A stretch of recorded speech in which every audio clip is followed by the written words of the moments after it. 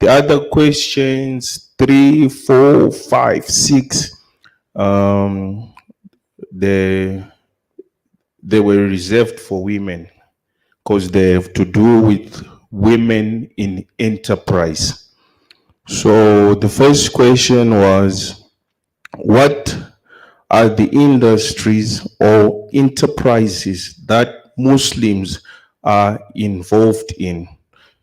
We had a lot of speakers on this one, but the summary of it all was we identified only 5 industries, which is IT, financial, wholesale, then there is FMCG, education, agriculture, and the home industry.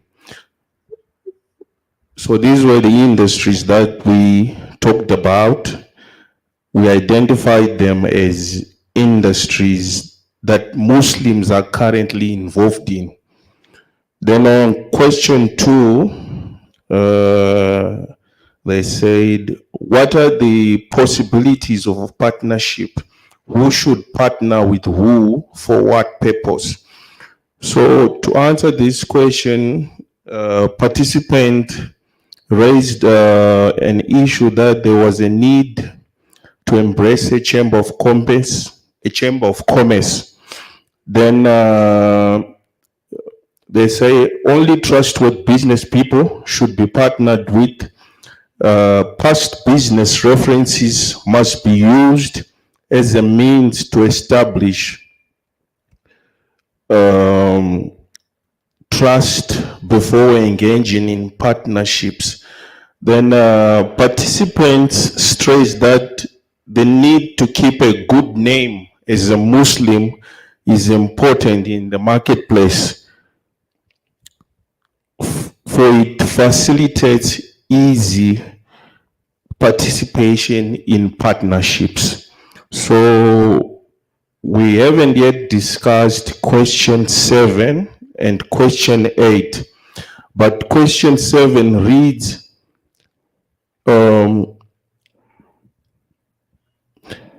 importantly, a high number of Muslims are workers.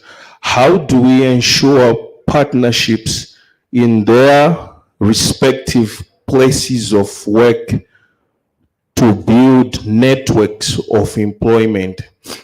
So we are yet to discuss this one.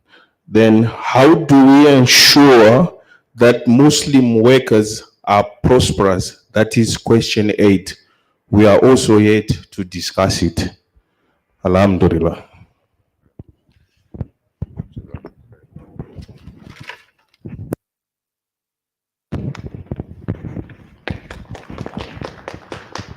Jazakallah, my brother. Are there any questions or additions to those who might have been part of this commission? Please, Bismillah.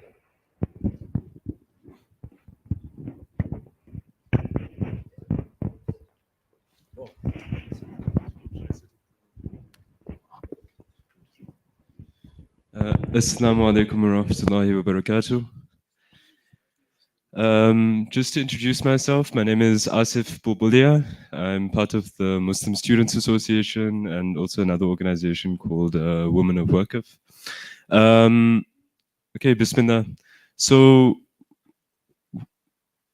in trying to give some thought to the questions that were raised in our commission yesterday, one of the challenges that we found is that it can be very difficult to say, okay, in which industries and enterprises are Muslims engaged without having the kind of data that could inform our ways of understanding the spread of Muslims across different industries and sectors.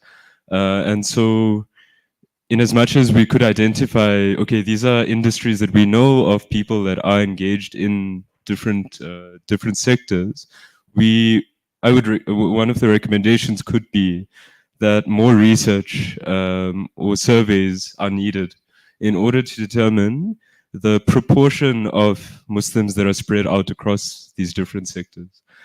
So, for example, if we have anybody in our ranks who has the skills of statistics, statisticians who could be called upon to undertake research, the potential questions that could be explored include: what are the specific industries in which Muslims are involved? What is the proportion or concentration of the Muslim population engaged in each sector? Amongst the members of the Shura councils, SABMC, the networks that have been established, how might surveys be undertaken to actually determine who, like, if we had to survey all of the members, what is the spread of the industrial the industrial scope? So how many people do we know in the SABMC networks that are engaged in agriculture, that are engaged in the financial sector? But to do a proper survey to actually understand this is where our members, or these are the industries in which our members are spread. But also, is as part of that research, that could also open up opportunities and recommendations for identifying and establishing relationships with key sectoral figures and institutions. So if, for example, even though our politics might not align, if we know that we have members amongst our ranks that are engaged in agriculture, what could SABMC and the Shura councils perhaps do in establishing a relationship with AfriForum, for example, right? So if AfriForum has access to networks and resources and ways of engaging the agricultural sector, how could those resources be tapped to the benefit of those who wish to deepen in the engagement here? And then the next question around where might opportunities for partnerships lie, I wanted to tie it back to what Brother Tyre Maepa said yesterday, or said the day before, around the purpose of effective spatial partnerships. And one of the points that he made is that effective spatial partnerships have the potential to shape economic development discourse in a meaningful way. And they also have the potential to tap into sectoral opportunities of the future that we might not necessarily be able to access today.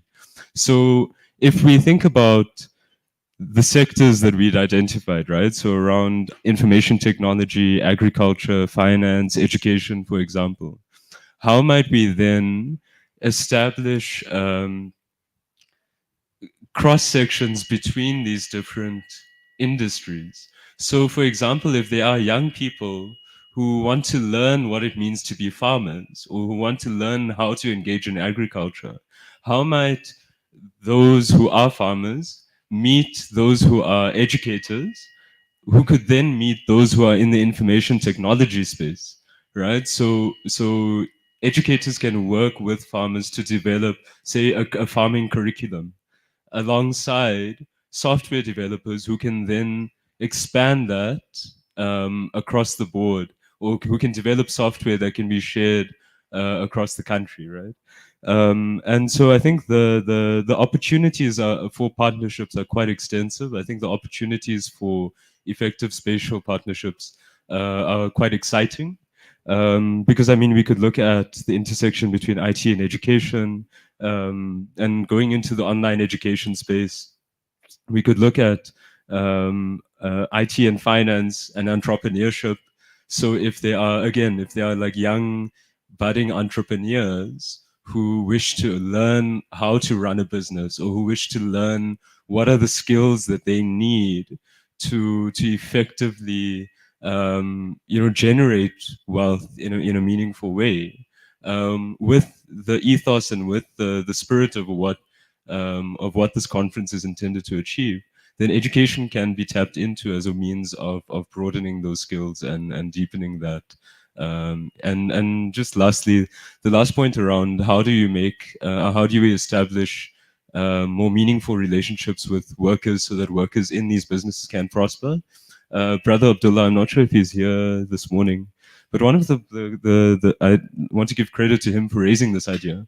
One of the things that he mentioned yesterday is the idea of making employees or workers stakeholders in the companies and in the businesses in which this business development is taking place, both to ensure a greater degree of equity in the spread of wealth within the businesses and within the companies, but also to establish a relationship of trust between employers and employees so that they know that the prosperity of the business has a mutually beneficial relationship for both employers and employees. Jazakallah khair.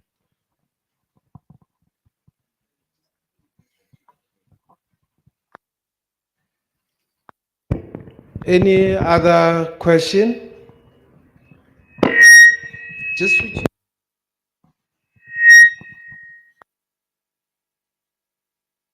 All right, thanks. In terms of collaborations with institutions, there's one issue that you've raised which resonates very well with me. The issue, and I think within the structure, we've discussed this issue extensively, of doing detailed research in terms of a whole lot of issues, whether it's the database in terms of the shuyukh we have, the knowledge that they've acquired, their experiences and things like, historical data in terms of the growth of Islam, issues like that. I know Sheikh Zaid has also done some research around that. But I think we might want to look at deeply what research questions we want to set, and if needs be, engage with institutions of higher learning so that students who enroll for Islamic studies could be guided towards some of these issues so that they can then be able to help us address some of these issues, and probably look at I know there's a school of governance in all universities, school of economics, whatever. Maybe look at partnering with a specific university that will have a Islamic school, essentially, where we could then begin to produce Islamic knowledge as a future project that we could look at. So yeah, probably those are some of the things that we can then begin to resolve on in terms of taking this thing forward. Are there any other comments? If not, is there any other commission?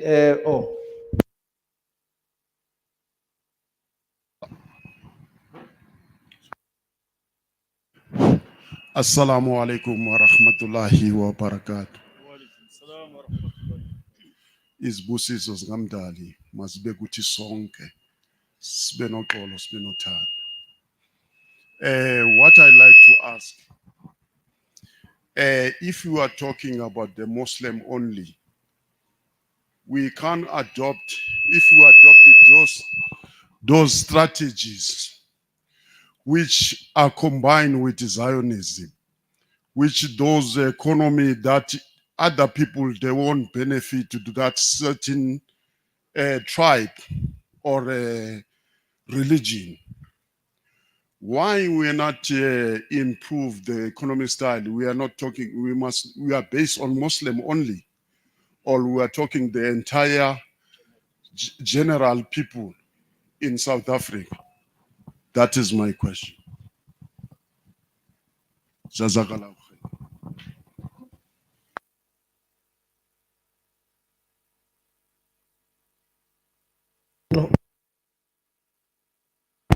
Anyone who wants to comment on the question so that we have dialogue, inshallah.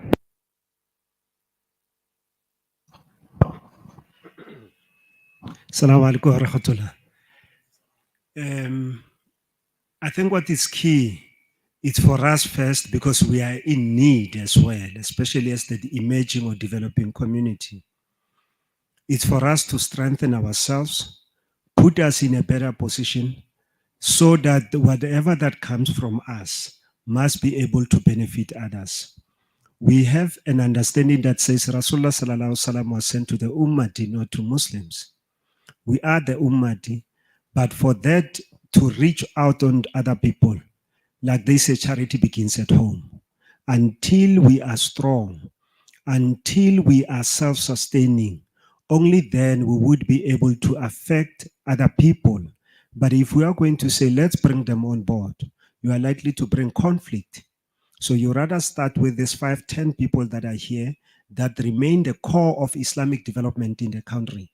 Then you can be able to bring other people gradually as you give dawah and you're building a sustainable community as we move forward. So yes, the interest talk to us as Muslims, but this is a solution that would by default extend to the entire community. Assalamu alaikum wa rahmatullah.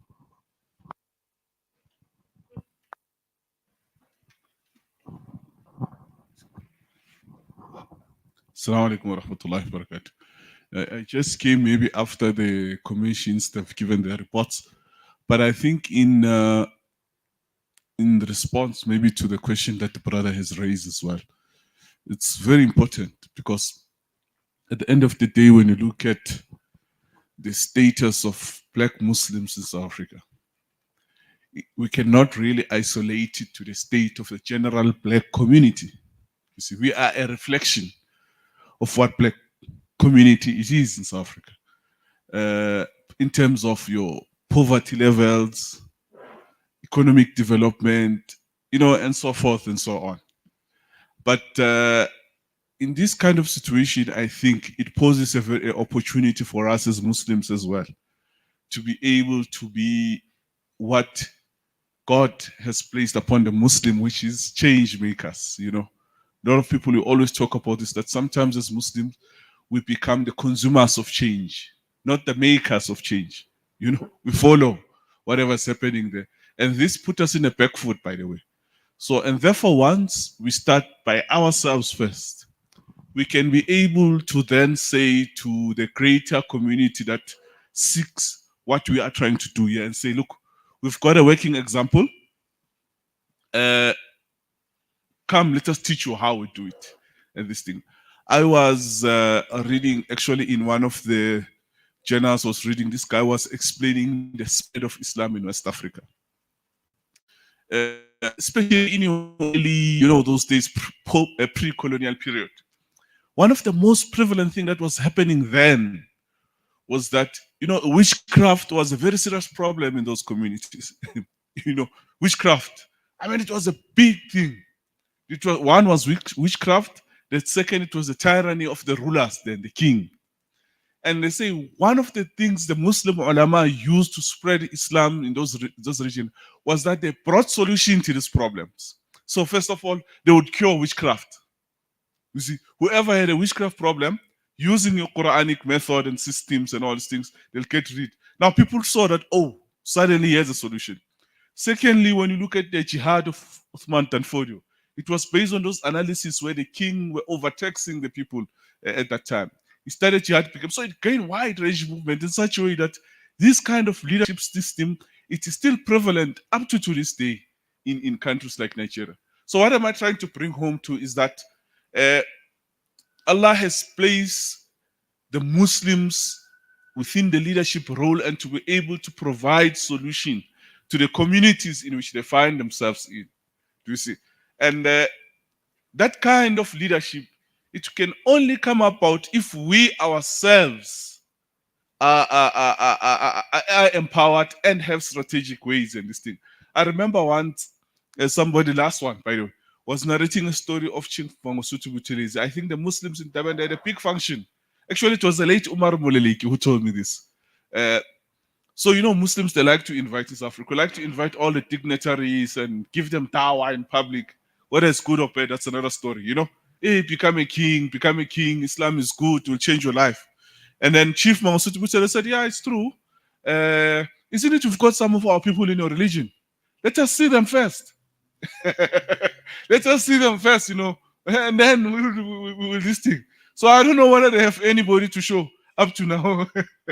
So this is the problem I'm saying. It starts with us. But also one of the things maybe I'd like to appeal for this conference, in as far as economic development is concerned, is that you mustn't adopt this one size fits all kind of economic development.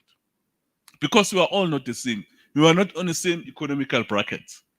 There might be someone who says, I've got money, I want to make it grow. Do we have a session that addresses this kind of a situation? Do you see? There might be somebody who's working, he wants to make sure that he wants to retire comfortably. Or maybe wants to save for Hajj, because our needs are not the same. You see, just a middle, whatever it's called, your middle, your missing middle, or whatever it is. And then you have your low level kind of economic growth, where we have, people who are basically need to be taken out of poverty. You're unemployed, you graduates that have just graduated can't get a job. You have, Gayton McKenzie spoke about this. Somebody between the age gap of 46 to about 55 years old. It's very difficult for those people to get employment. What is the solution that SAPMC is bringing to those Muslims? Because they are still strong, they can work, but yet your formal industry shuns them because they are not worth investing in. And we have many of those Muslims, by the way, in our midst. What do we do? Do we subject them to a constant life of groceries and handouts? Or do we make use of them, find ways to make them employable? Understand? So I hope maybe within, I don't know how far the commissions have gone, we will be able to touch on all these 3 tiers of economic development instead of approaching a blanket approach, to everybody. Shukran, jazakallah. Assalamu alaikum.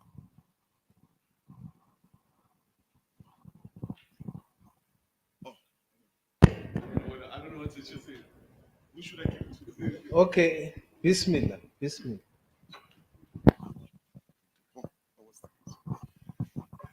Again, no, I'm covered on this question I was raising.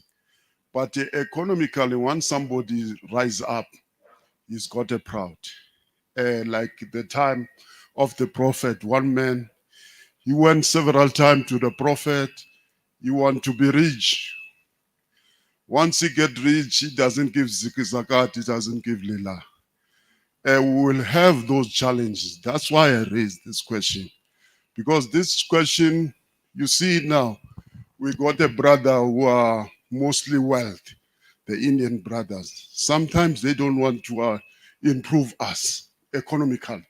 Even us, it will happen like that. That is awareness. But shukran for the answer.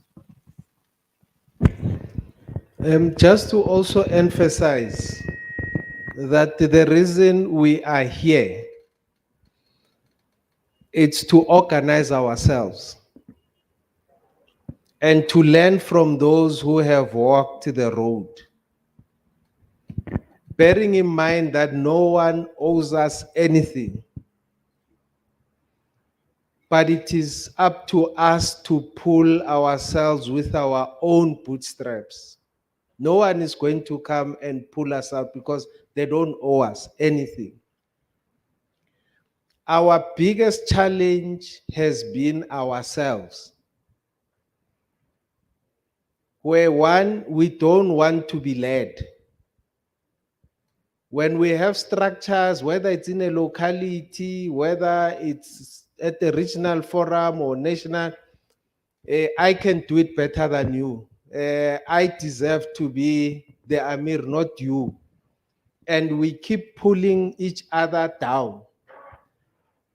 And because we have been down there, all of us, because Akira are pulling each other down and we're not going up, we start pointing at other people as if it's their fault. It's not their fault. It's our fault. So the purpose of this exercise is to engage, find those who want to work with us and see how we can collaborate so that we can better ourselves. So that's the primary angle that we're following, that we want to open conversation, we want to have this dialogue, collaborate with those who have walked the mile. We've invited laba abaphambili to come and tell us what were the challenges they confronted. The final issue that I want to raise is that we need to look at creating our own institutions, because if we don't have institutions, we will forever be going to other people with cap in hand. Where they have created institutions and those institutions exist, there is no need for us to reinvent the wheel. The question is, how do we work together to achieve more? because it will benefit all of us. So I think that is one of the strategies that we need to look at. So when we do identify these industries which are Islamic and what have you, the question is, how do we then collaborate? If there is a critical need, and this should be the last option, we then create our own. But the intention is not to isolate ourselves or create an island. It's to try and uplift Islam in South Africa. Shukran. Any other commission that wants to give feedback? Oh, shukran.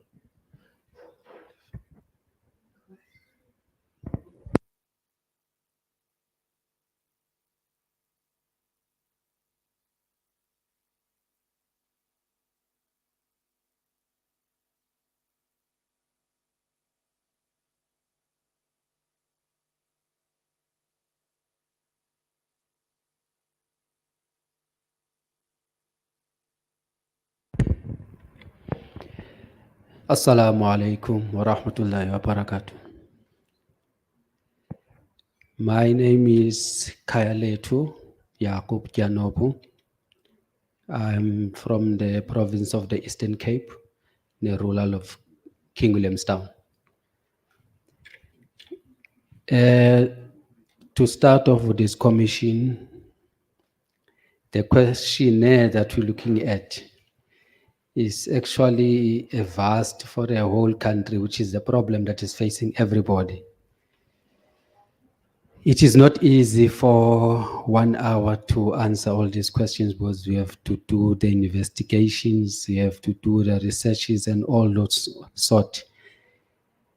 We try with that limited time to come with answers of which they may not be enough to answer the question and the challenges that we're facing at the present moment. To start off, what is the Islamic models for economic development in the historical context of South Africa?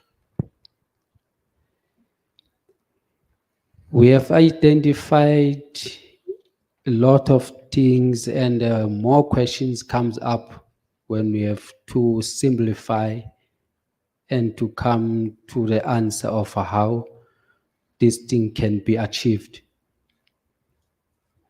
We identified a few things of which in the modern times are being used, and they are not new things.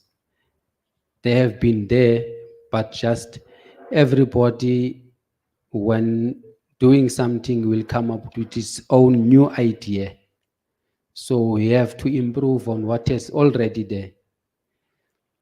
Firstly, we look at the position of educational system, of which we have to first educate ourselves. We have to go to the Islamic world, learn how Muslims before us, how they have coped, how they have done things. And then you have to bring it to this time of ours with our level of education and so forth. Then we tried to check on a secular system which is there, which you have to match it with the Islamic way of doing things. Islamically, we have to try to do things in an honest and a true way. Then if you look at the history today of how things are being happening, we do things in a way that is questionable. Balancing the scale was not easy and is still going to be a challenge. So we have to go do more research.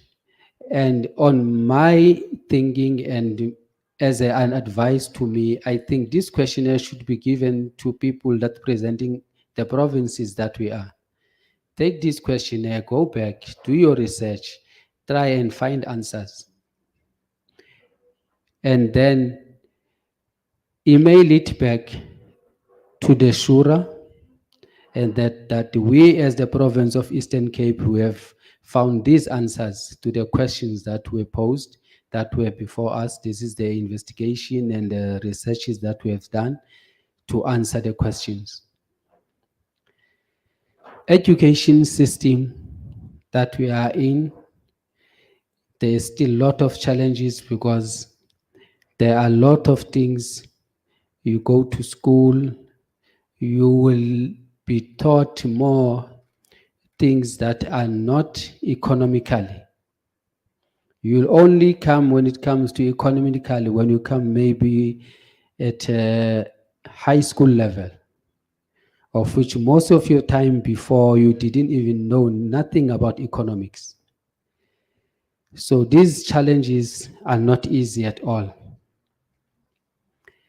So if we look at the ways of economics and doing things economically, we have to look at things like agriculture, we look at other sort of businesses, which is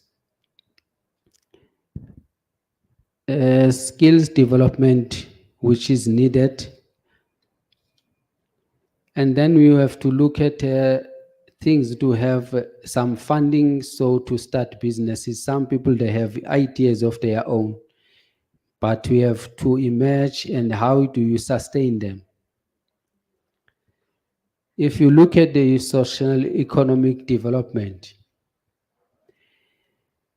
so you need to have a committee to assess and investigate things. So for these things, you need skilled, you need all sort of things, so people to assist and all. Then we take a look at how the other communities are doing. For example, we look at Bangladesh, the Somalis, how they run their businesses and they are sustaining it. How they are doing it, they work under one boss. They buy bulk, so there is one delivery, and then that will be dispersed maybe in 10 spaza shops around in one community. So they all report to that boss. The person which is behind the counter doesn't answer any questions. If you want to have a problem, he gives you the number for the boss. You'll call the so and so. If there's a problem, you talk to him. The person who's there is there to sell, is there to just to make notes that we need this. The boss will deliver the day.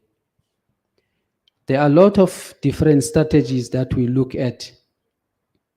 Our black people, we have our own ways of having our own ways of growing ourselves.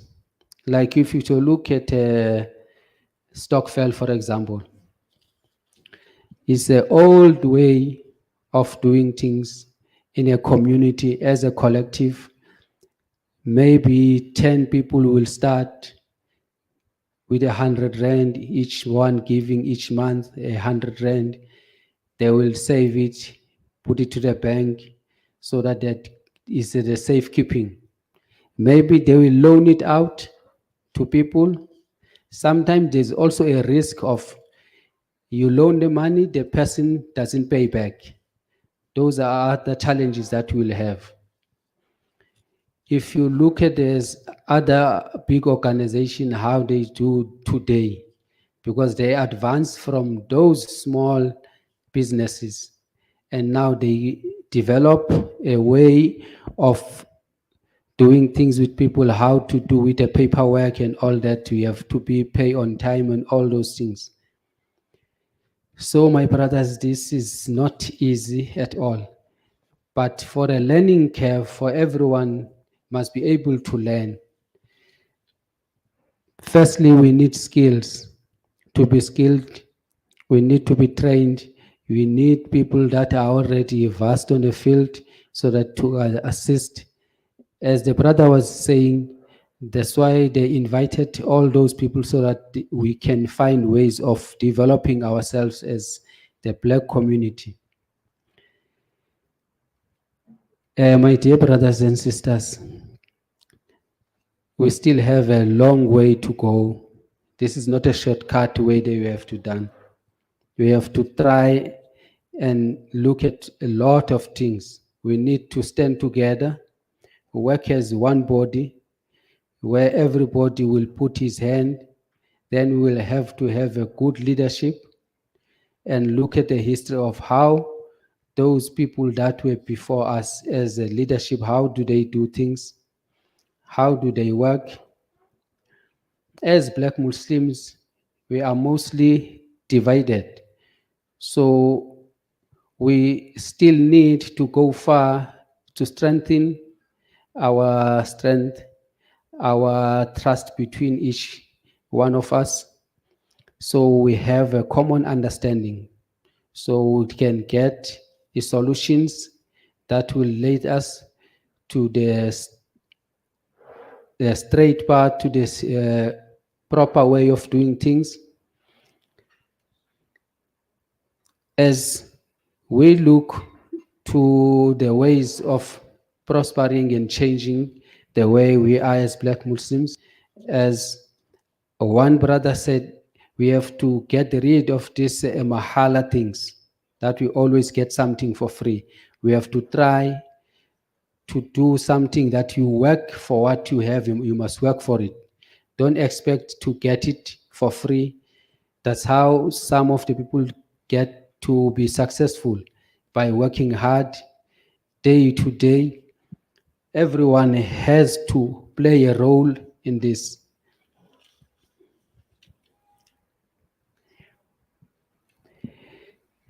As a social economics, so we need to work as a collective, have people with ideas that will lead us, leadership that is not going to do as they please, people that are going to consult, do investigation, as everyone should be aware of what is going around.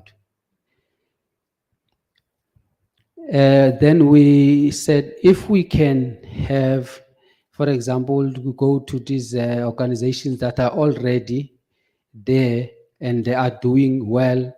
For example, we take one, Al Baraka Bank is there. We go to them, we ask, how did they start? Obviously, they started somewhere small, but eventually, because they had a vision and they have people that are willing to help and assist, all those things, they became easy because they were assisting. Everyone putting his hands together to assist in each way, whatever would want to be helped. If something must be done, you put your hands in, you assist. Jazakumullahu khair.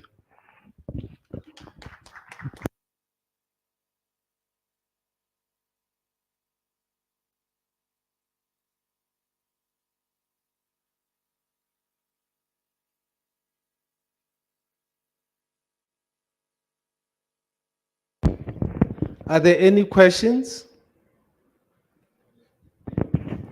This slide.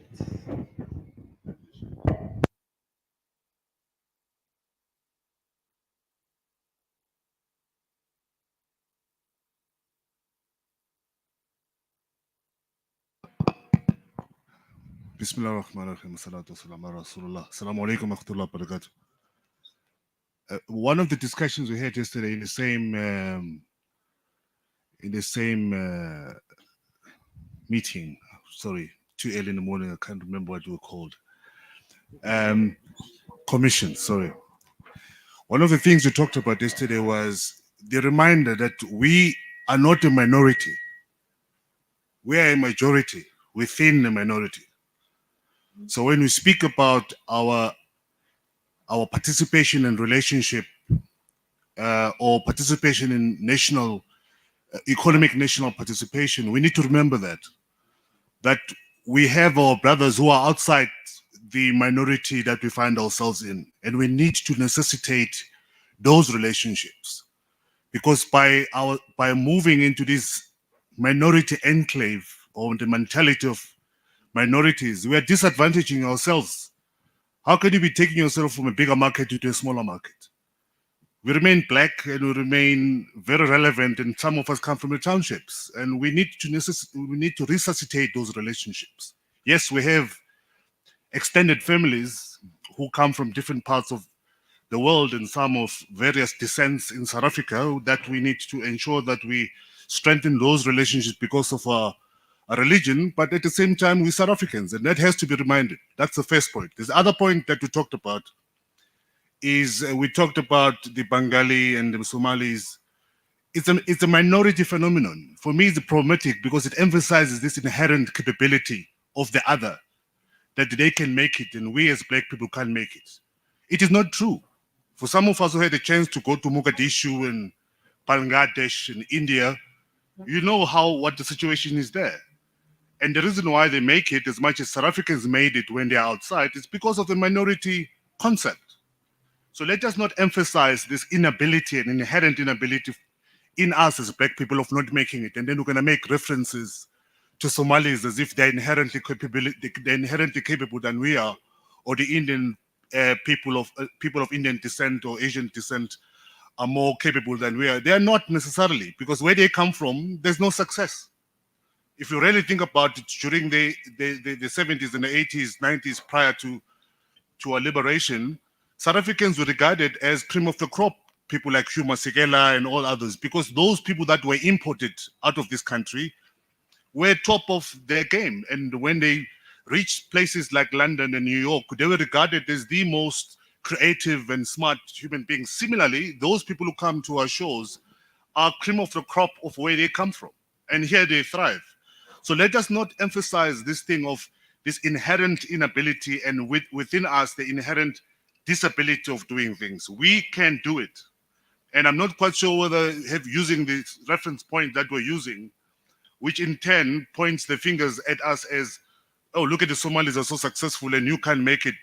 They're not successful because of any inherent capability. They're successful because of social political conditions that this country presented them.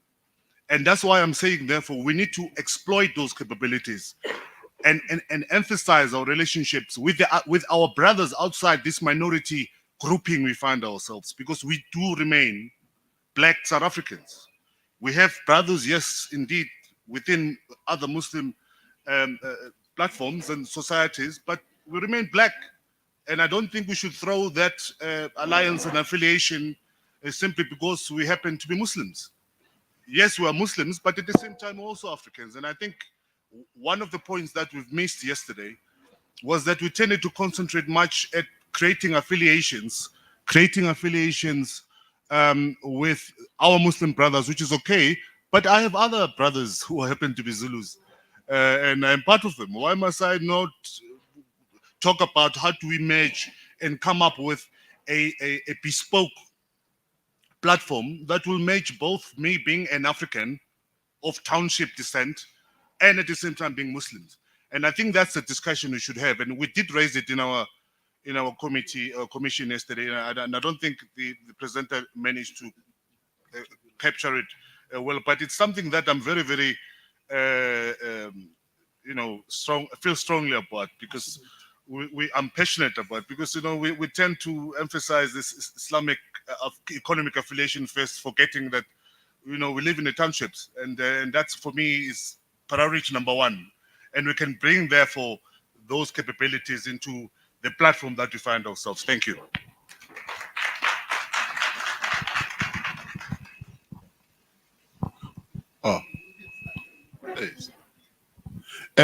Only one thing is remaining.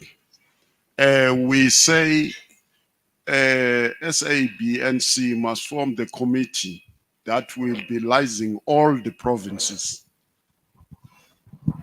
Assalamu alaikum wa rahmatullahi wa barakatuh. In addition to my brother there, we mentioned that as you know that Nabi Muhammad sallallahu alaihi wasallam, in that time when they started with the trading industry, where they were going to different area and sell the product and came with the money to build the Islam. Today, as Sheikh allowed that Yes, we are majority in minority, as you see, but the number that we have, as long we have organized structure that will monitor the business affair, and then inshallah we can change these things. The economy of this country will grow, but also will take that economy as a Muslim community. People, they will see how the Muslim do things. Jazakallah khair.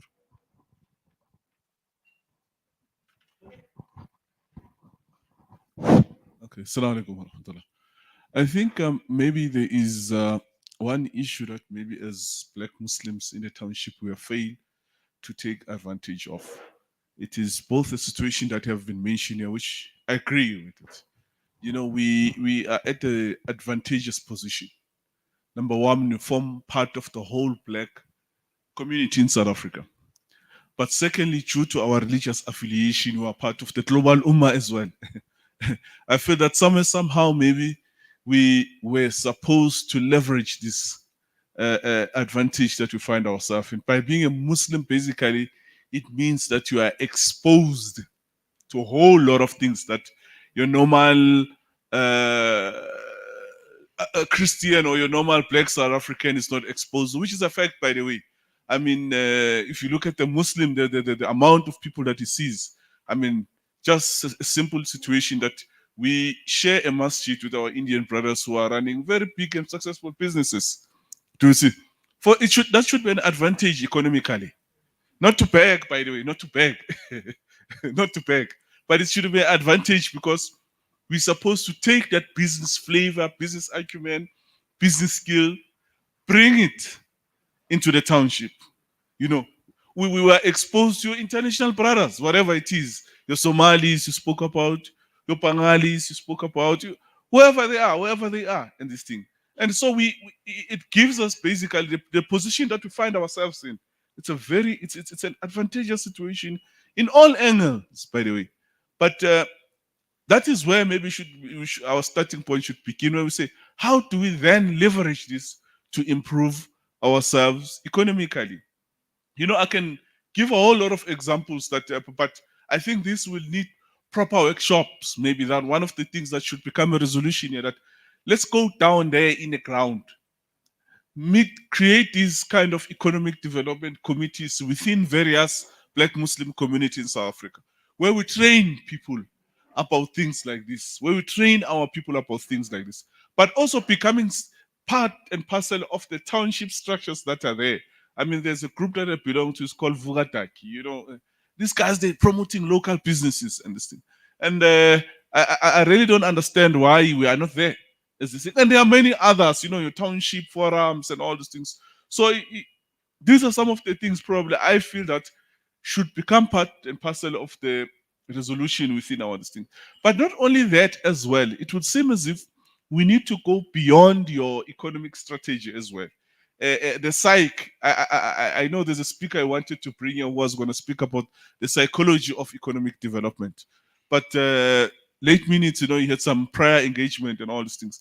We need to start training our people also on all the issues that are affecting economic development vis-a-vis your honesty, you know, when you're having a business dealing with the product, because we've seen many people losing interest in things like this. You know, you have you try to help a brother in business and he backstabs you, you know, cheating. And this is where other people are beating us. Honesty, you know, time as well. We are always late. This thing, delivery of the time. I mean, these are strictly business issues. Hardworking. So there's a whole lot of things that we need to do first that are hindering our economic growth that we need to deal with first before we could actually go to issues of money, because they are very complex. Once you don't have that kind of this thing, it's not going to be a perfect situation, but there are basics that we just need to plan to solve and all this. And this can be done by creating these kind of trainings that we'll do within ourselves, but also create some mediation mechanism if in case of conflict, you know, if this conflict should arise, where do I go before rushing to court? Maybe, you know, where are the ulama to come and solve this problem? Where do I go? Because your conventional court system is something that takes long. But if you have a mediation platform, I know Organization like Jamiat, they've got a similar thing. The Somalis, they've got a full-fledged system and this thing, where you are able to solve problems on an instant without really dragging along. Shukran. Assalamu alaikum.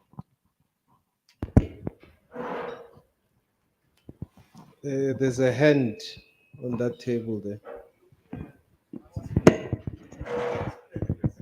Oh, okay.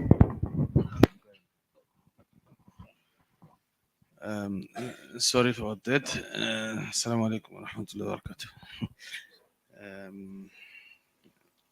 Bismillah wa salatu wa salam ala Rasulullah. I think we need to have a very, very honest, and I don't hear that coming out very explicitly. If at all it's coming. We need to admit and accept the fact that for this, call it a revolution, call it economic empowerment to happen, and not each and everyone in the community will be a business person. I think let us start there. You will find welders, and being a welder, being a good craftsman does not by default make you a good business person. You will find a tailor who's a tailor, but that does not necessarily mean, yes, you might have a business that is in the zone of subsistence, but turning that into a system that can be duplicatable, it's something else.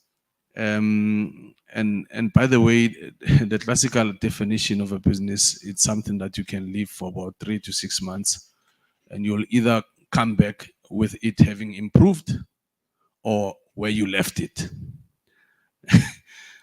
That is the classical definition of what a business is.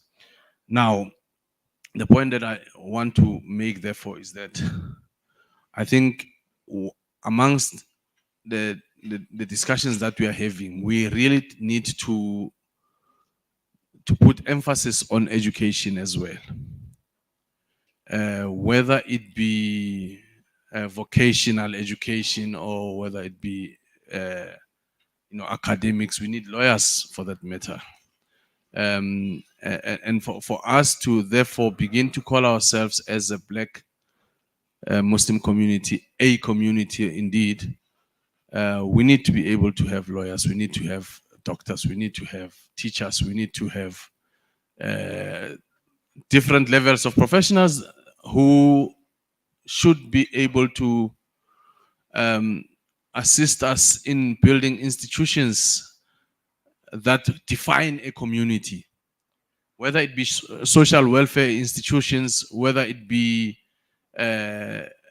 schools, whether you name it. So education is key, therefore, to that. And obviously then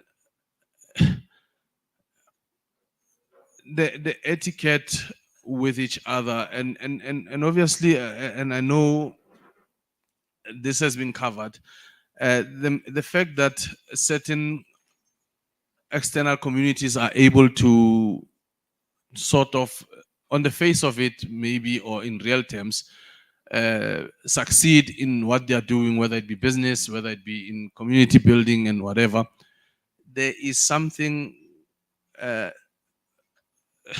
common code of conduct which is non-negotiable, which everyone subscribes to. And I know Sheikh Zaid has just mentioned that how do we begin to empower each other if you've empowered a brother and then he doesn't come back with the amana, so we need to build a holistic kind of community, from spirituality to just your secular education, and holistically develop. Jazakumullah khair. Assalamu alaikum wa rahmatullahi wa barakatuh. I think Aslam has covered most of what I want to do, but I want to give a different analogy. Generally, when you see a house, you see a house.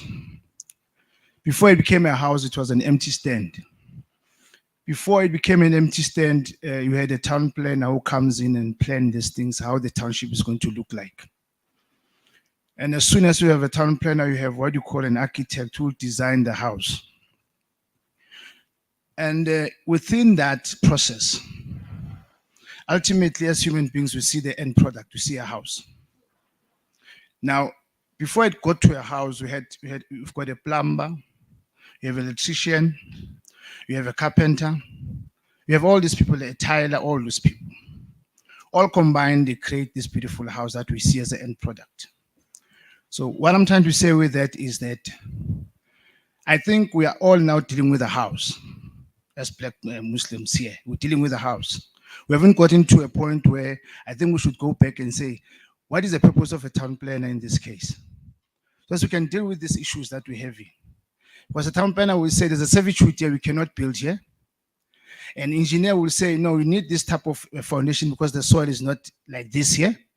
We need to steel and other things.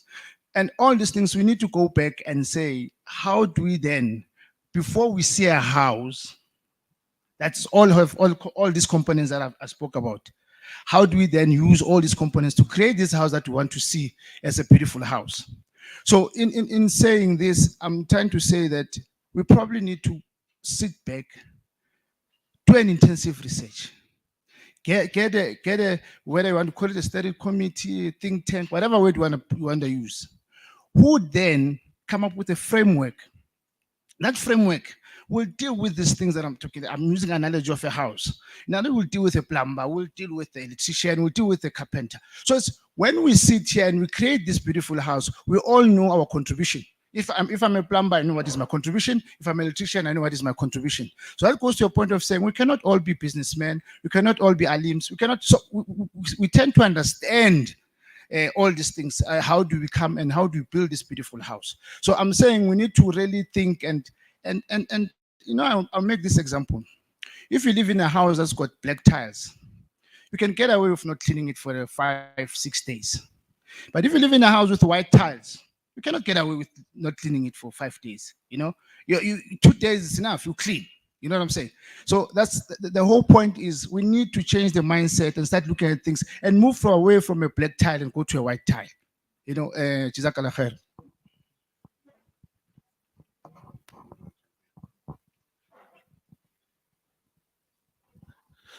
Assalamu alaikum.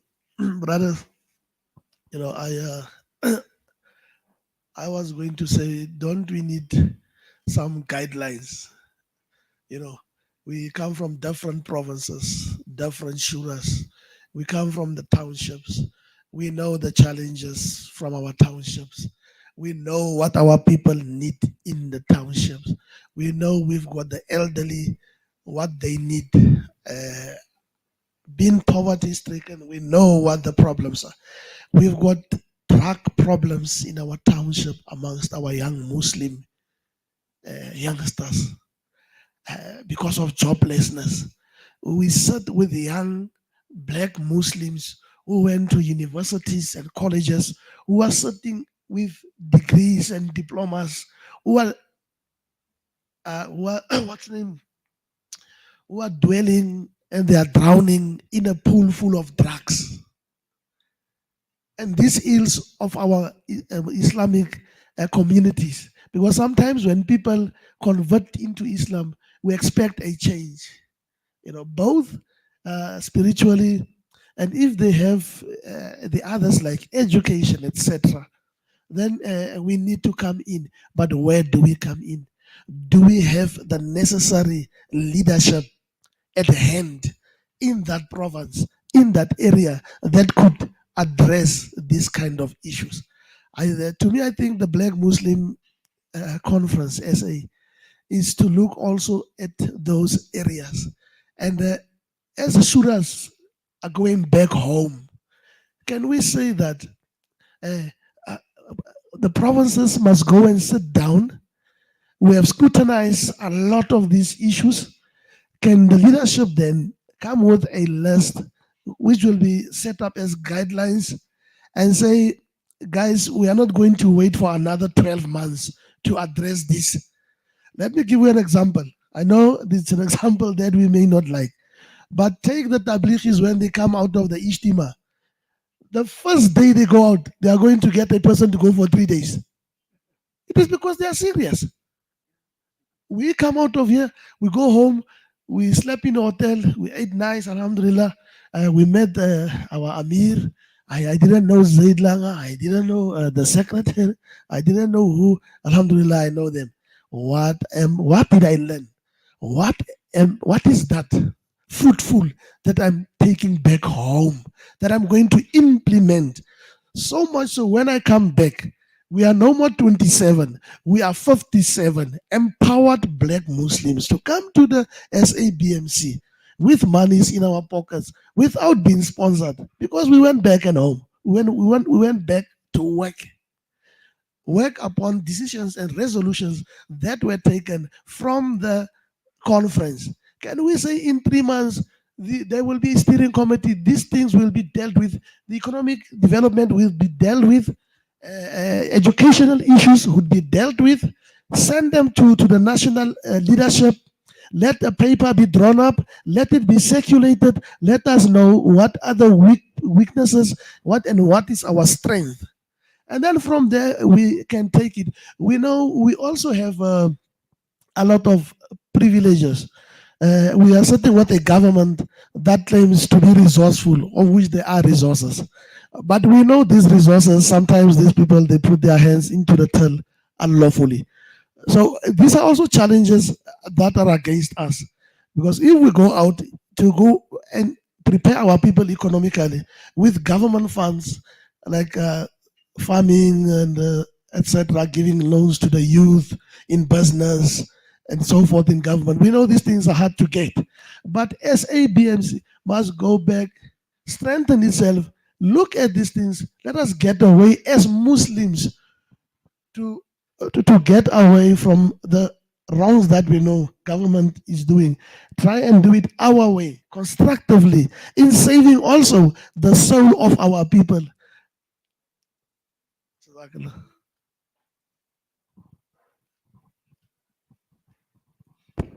Jazakallah. I see there are additional hands. Can we just start with the hand closest to you? Where's the mic? Or can we just start with this hand? We'll go to that table. Oh, you already have the mic. Okay, Bismillah. Bismillah. Assalamu alaikum. Wa alaikum salam wa rahmatullah. Yesterday, I asked a question to the banker how money is made. I thought maybe he was going to give us a summary of how money is made. My idea to the question was that we have Orania. Those white people, they are having their own money. They call it an aura. They run their businesses with that money, and the money circulates around themselves. Now, the idea is if we can try to go to these warehouses that we want them to distribute in the townships, in the spazas that we own.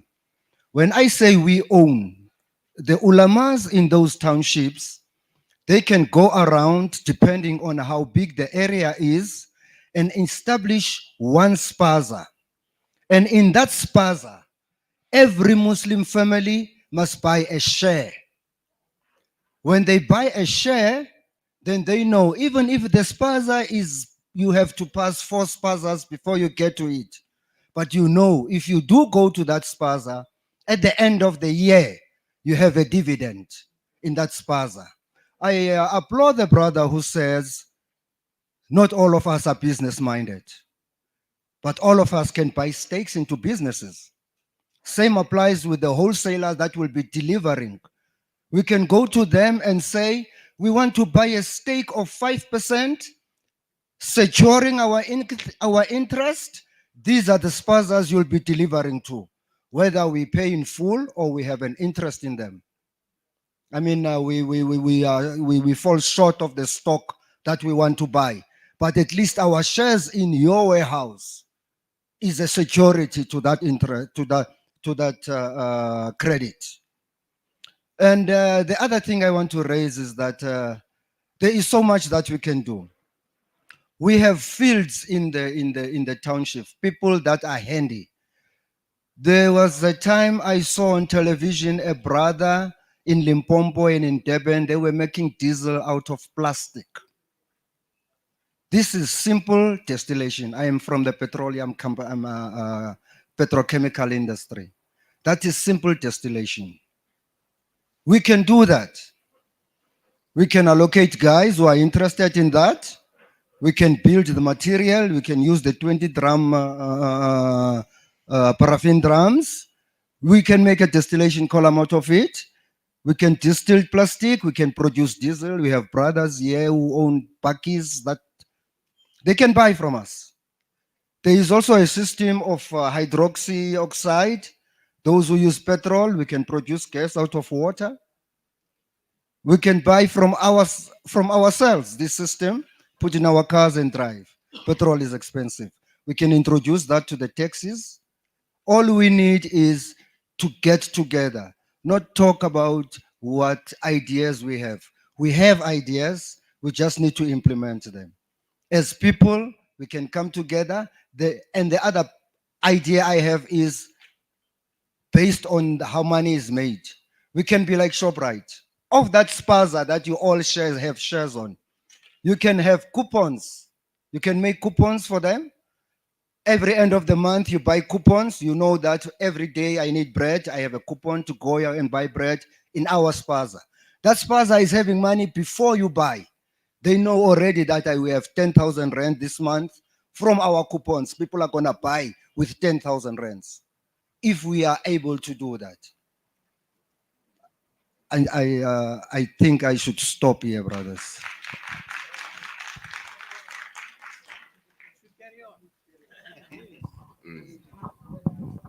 Bismillahirrahmanirrahim. Allahumma salli ala Muhammad wa ali Muhammad. Assalamu alaikum wa rahmatullahi wa barakatuh. My name is Loiso Muhammad Nambani from Kimberley under the leadership of GMA, Khalishua Muslim Association. I like the example what the one brother made there, that we should have like some different professions. Like when we build a house, there must be like engineers, plumber, and what. What I want to bring to the table, especially to the leadership, we need to come also from other angle. I see since I've been attending this conferences 2019 until now, we've been focusing too much on South Africa, like people outside. We should not forget that there are also Muslims in prison. And if we check the statistics, most people in prison are black people. And among those black people, you find a lot of Muslims. What about those Muslims who are in prison? Because those people, at the end of the day, they should come out. When they come out, they should show an example. I will make like a typical example. I was once a prisoner. I spent more than 10 years in prison. But because of Islam changed my mind inside prison. I went to prison. I didn't even have matric. But through the grace of Allah subhanahu wa ta'ala and through Islam and through the different organizations supporting the black Muslims in prison, I managed to finish my matric in prison. And I also managed to get a bursary to study at UNISA to make economic management. So I would like also that we should focus also on the prison. That will make a very good impact on the leadership. There should be someone maybe who understands prisoners or the condition, or maybe a parolee. And now I am also happy to say that today I'm outside. I'm going for 5 years and I am married. I have a wife and I have a baby. And not all of that, I also have my own private company and I'm also working. I'm also contributing to the government, you see. So I would like that brothers, especially the leadership, singakhohlwa ukuthi thina sivela eKasi and sayazi ukuthi impilo yethu eKasi kunjani. Like the brother was saying about drugs and crime, you see, those all social ills. Because you find people today, they will want hands out because they are used to those hands outs. Tomorrow the mulana don't give him, and then he will come and break in. Tomorrow he go to the masjid, he see a nice La Costa taxi, he steal that La Costa taxi, he go and sell it. You see, so we need to empower. We need to empower those people behind bars, and when they come out, we should help them to be better people and to be a good example outside. They should not hide themselves. They should be open. And if they want help, they must come. Like me, I was open. I went to Aslam Tawana, and I didn't know Aslam Tawana before I went to prison. But he once went there at June 16 and then give a speech as a Muslim. And is where I have identified him, and is where I have said Islam is my change. Islam is my platform. Alhamdulillah.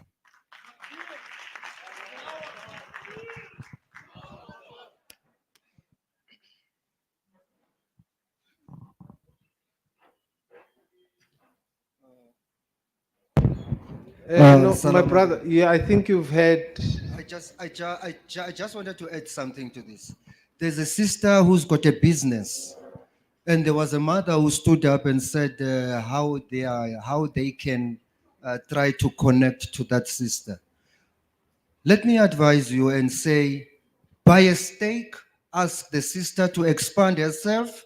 You are in Mpompo, talk to the sister. You don't have to learn exactly what she's doing, but you can buy a steak and be her representative in Limpopo or wherever you are, and then you can grow her business and be a partner to it. I mean, there are many ideas that we can share in this thing, you understand? But since I don't want to be.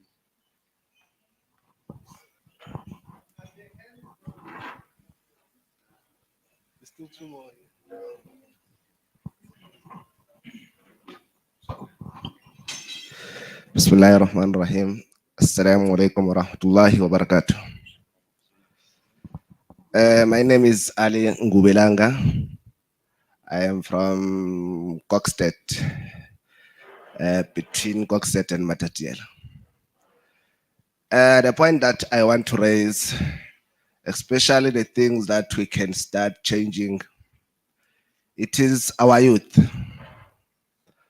Our youth, those who are in the madrasa, because those are the future of the Islam that we are talking about.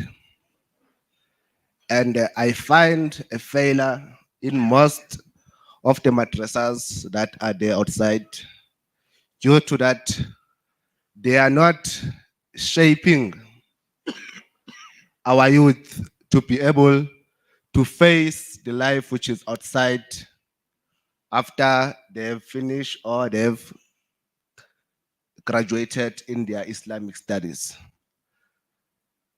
And with that failure, you find most of us, we don't have directions. And which is leading to us having this gathering today. It should be, how are we shaping the future of Islam using our youth who we are sending in the madrasas? Because I've been doing most of analysis with the madrasas that you'll find in the madrasa student will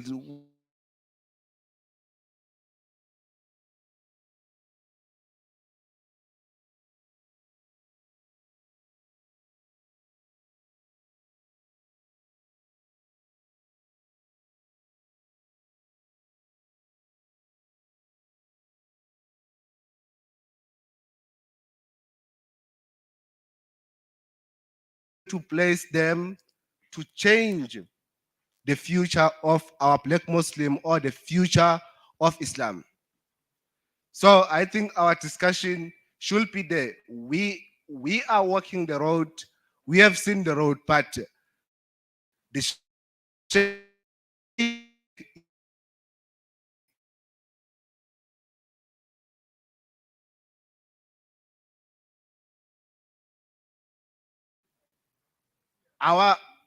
our line is very short, but they are still coming. If we are still walking in the same road, or we wish them to walk in the same road that we have walked, then we are truly going to the wrong directions. So we should shape them with the trainings, business trainings, give them a platform using our governments. There's a brother who said, as Muslims, we have a lot of privileges. We are South Africans. Secondly, we are Muslims. So that it holds a and we have what we call amana. It is true that our government, they've found dishonest in most of the institutions or in most of the business areas that they are funding. But we as Muslim, we should try to do different. We should try to do everything that we are doing with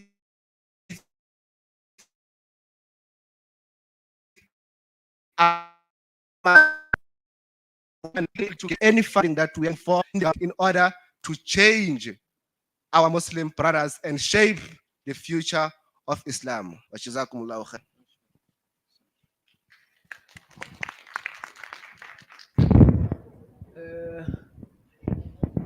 Okay, we having quite a few hands. Okay. Yeah, no, I know. Make me laugh. Can we? Okay, please speak, and then we'll bring the mic to this table, and Stitch will come back to you that side there. Inshallah. Assalamu alaikum wa rahmatullahi wa barakatuh.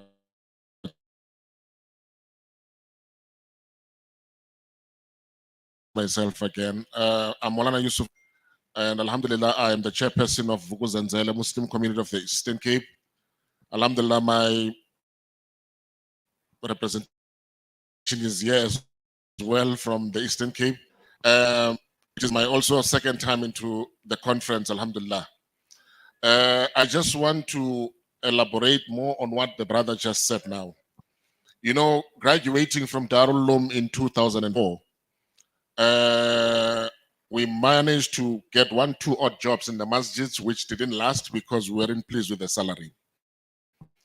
Nevertheless, we ended up in the commercial side of things, meaning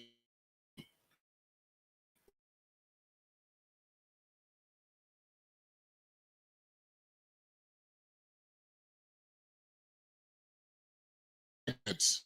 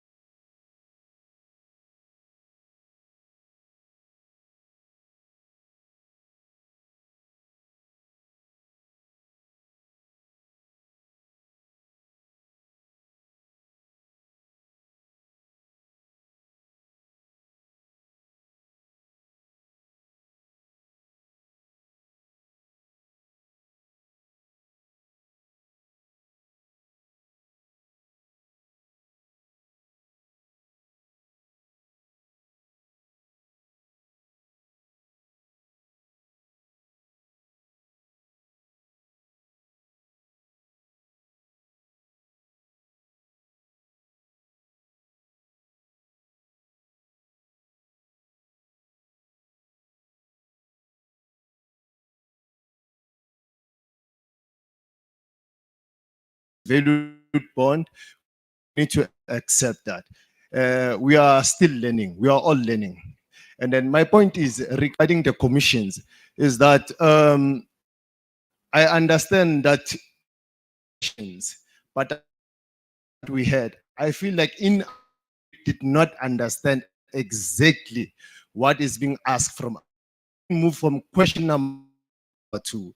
Question number 1 said industries on a business community. So the question was general in a sense that were you focusing on the ground root level, the focus of the South African Black Muslim communities, the townships, the rural areas, or were you talking about the general community of the Muslims? That only was not very clear. However, my point is, if we are talking about the South African Black Muslim community, I'm referring to the townships and then whatever that might be, we do have business people, but we do not have a connection of business that are related, that we can say it's an industry. We have people who are doing clothing. We have people who are doing who are selling food and so forth. And then because of that, we don't have that connection to say that we are having an industry.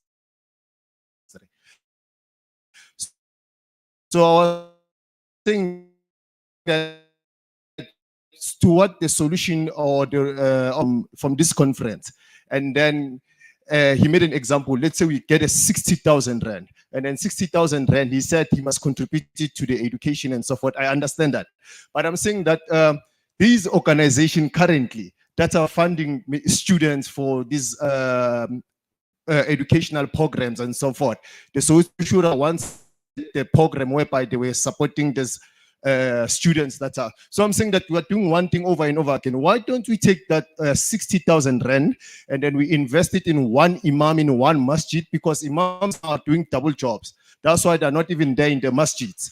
Why don't we take that 60,000 rand, we invest it to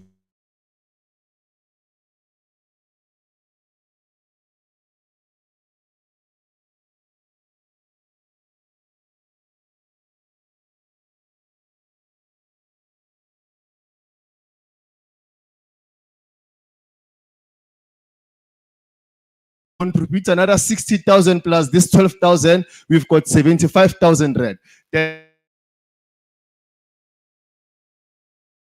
So that is my point. Jazakallah.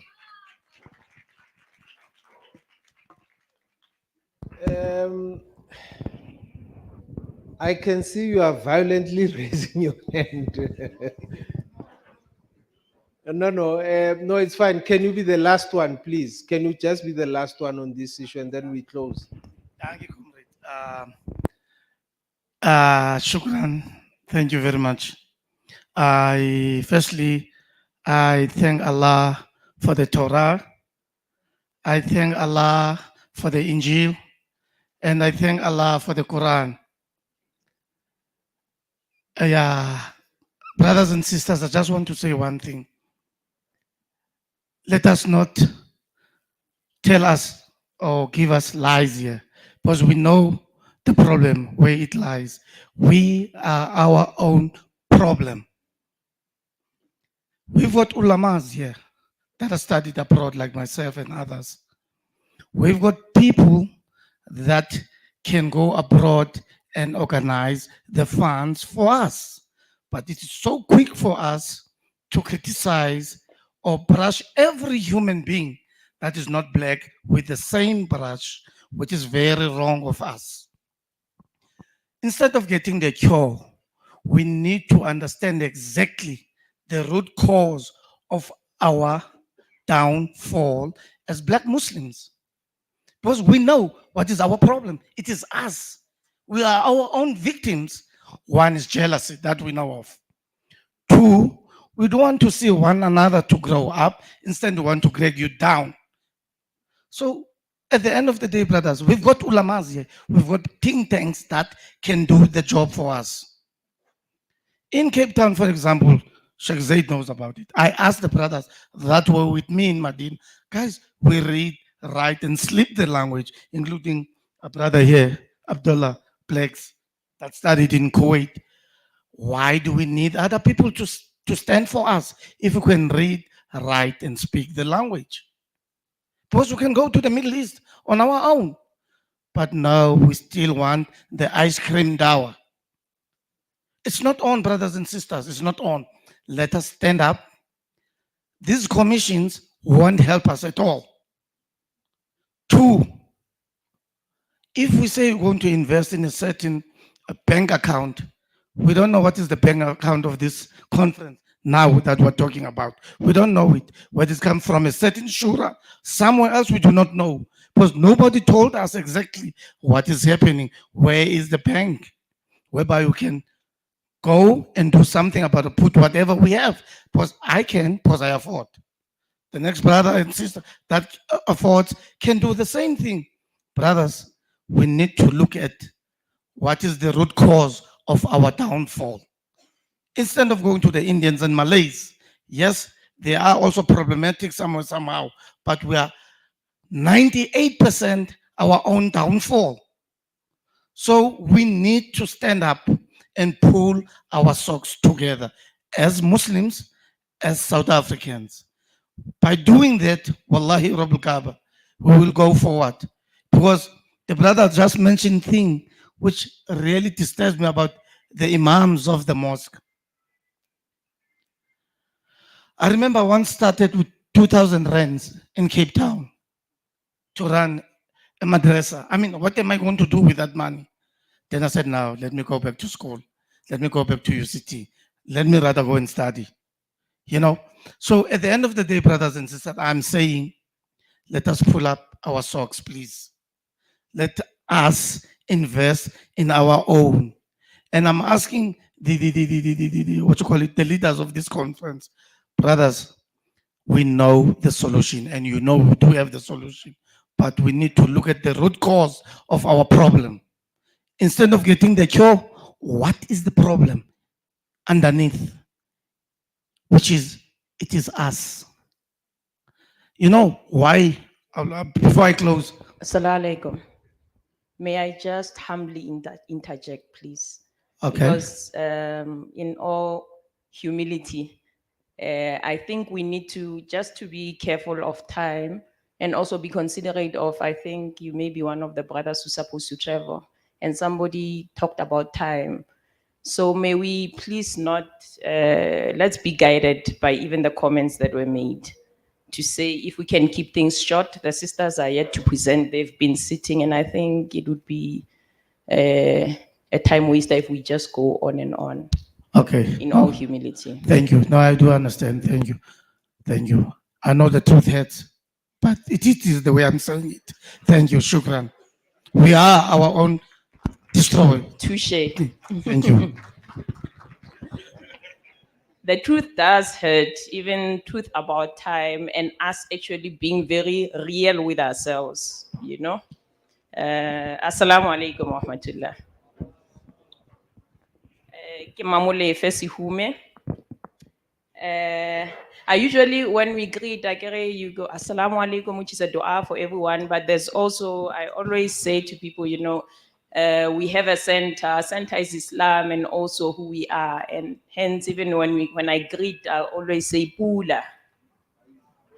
Pula. Pula. That in itself is a prayer.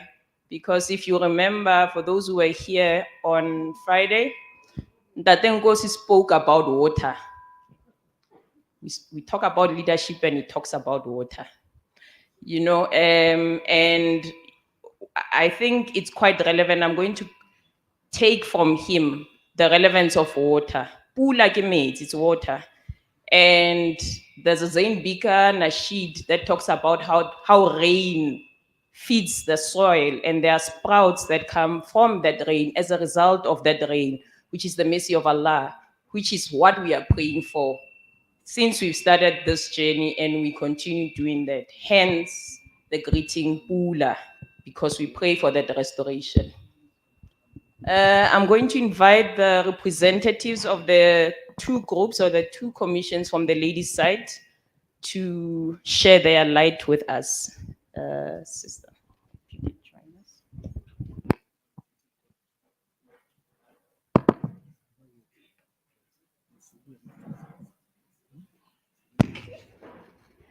Assalamu alaikum wa rahmatullahi wa barakatuh. Jazakallah khair. Alhamdulillah, shukran for getting this opportunity in order to also share our views and sisters, our 50 cents contribution. First and foremost, let me say, it's so hard to present after so many comments because already these things are here. But yeah, we'll just do the norm and say, let us do it. The topics, the way they were settled in with ladies, and when we analyze them, they're quite a bit difficult to unpack. So in the system that we say we saw this, it is easy to do. We then unfold it in this way, the way I'm going to present it. The first point we want to raise is that the leaders, we say the leaders must be appointed in all 9 provinces that will assist in order to do the analysis, the needs analysis of, as per province, as the people on the floor were busy commenting on. And also in that leadership, it's a humble request that let it be a hand of a woman, because behind any successful man, we know that there's a woman. And then number 2, we say being transparent and most importantly, declaring the conflict of interest.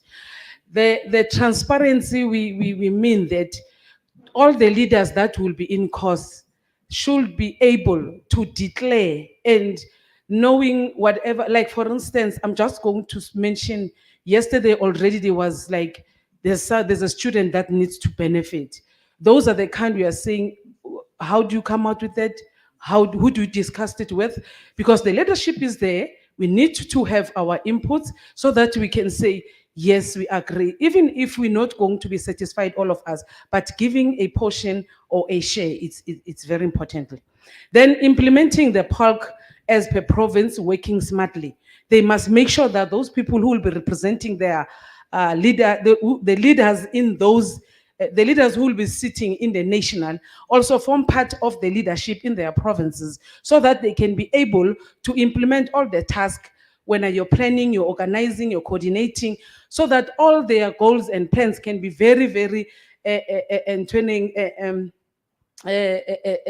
measurable, accurate, realistic, so things can happen. We need not to, I hear a brother said, let us not keep on saying who was who by who. I'm not that, I'm anti-tribalism, but also referring to other people as if we don't have brains. It's not proper. Understand the purpose of the SABMC. We really have to understand. In this regard, and as I've said yesterday on Fridays, that unfortunately I was led. I don't know whether they have done resolutions. I don't know if they have presented a committee to us so that we can understand all the portfolios that are in place. So, and then creating a welcoming atmosphere. Let us not shy away of the criticism, and let us things be open. Let us also make sure that anyone who has, even if we can see that it is not doable, try to make sure that have inputs that will guide you on how exactly, in a simpler starting form, can that idea be implemented. Leaders should be governed by the external body. In this regard, I'm saying those people who are national, who are leaders currently, we need a body that will take them into accountability in everything that they do. It shouldn't be the people who are doing, you can't be a referee and a player at the same time.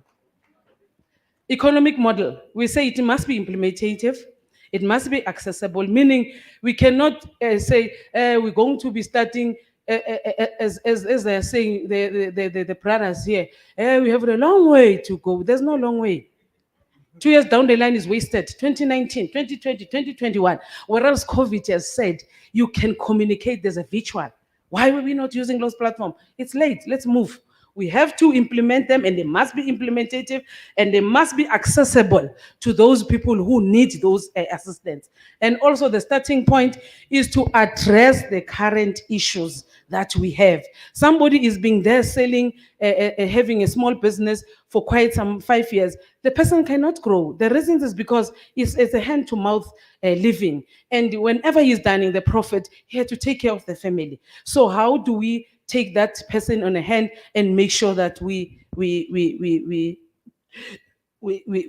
take him to or her into another level. Circulative and growing. So this model of us that we want to start, it must make sure that it run around it, the thing of keeping our wealth within us. Thank you. Then the psychology of the economy, we say, to help the overcome mental chains that are binding as a Black community. Handouts. Let us refrain from handouts. Let's make sure that the auntie they raise a point and say, minimum wage per day is about per hour per day is 23 rand 19 cents. So have somebody who can work and give them that 25 rand. Why should we continue on the handouts? This is the thing that we, and on that handouts, that groceries that is there is about 800 rand, which it could be a salary of some days. Participation.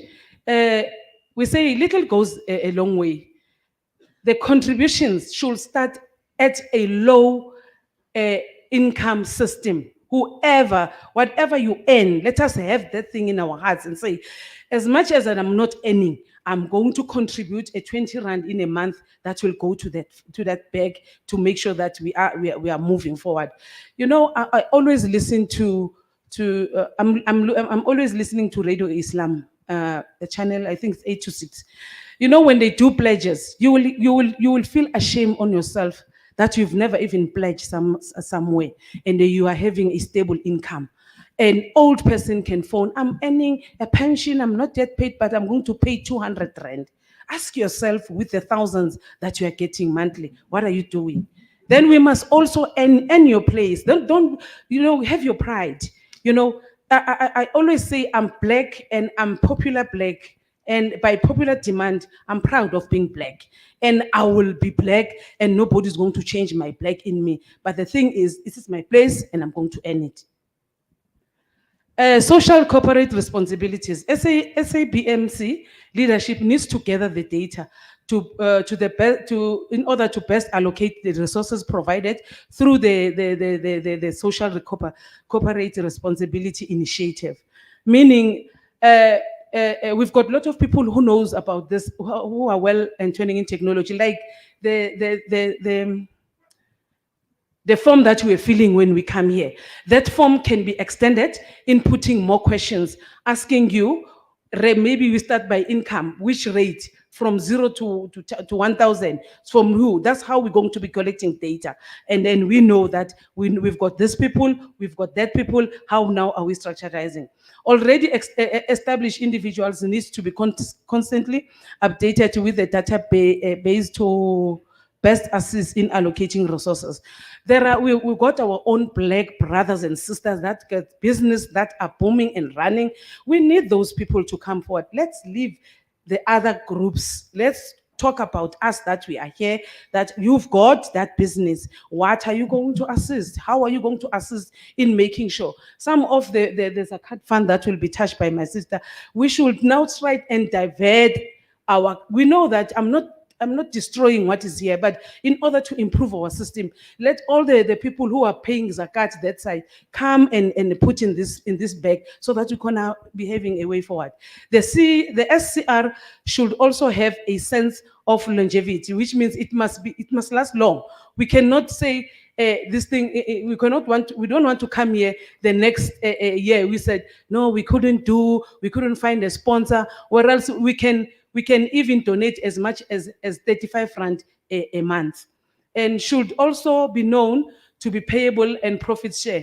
So those people who will be benefiting in this program, meaning those people who will be assisted to establish or the business or whatever, or go to school, they must know that it is a payback, man. It's not a giveaway, man. I'm sure we are running away from using zakat funds. Because of zakat, you are not liable to pay back. This money should be a payback. And after that, as the brothers were saying, is to say in what you're going to be in a profit that you'll be get, you should be honest in your heart, taqwa, and say, okay, I'm paying installment of 10,000. There's a profit here. Let me put 1,000 into the bag. That is going to be making it more sustainable. Beneficiaries of CRS are to be viewed as investee. They should be knowing that this is a program, this is the scheme that is going to be there for our youth that is not here, which I'm worried that we were supposed to be having a lot of youth that coming with the ideas so that we can run with this economic development.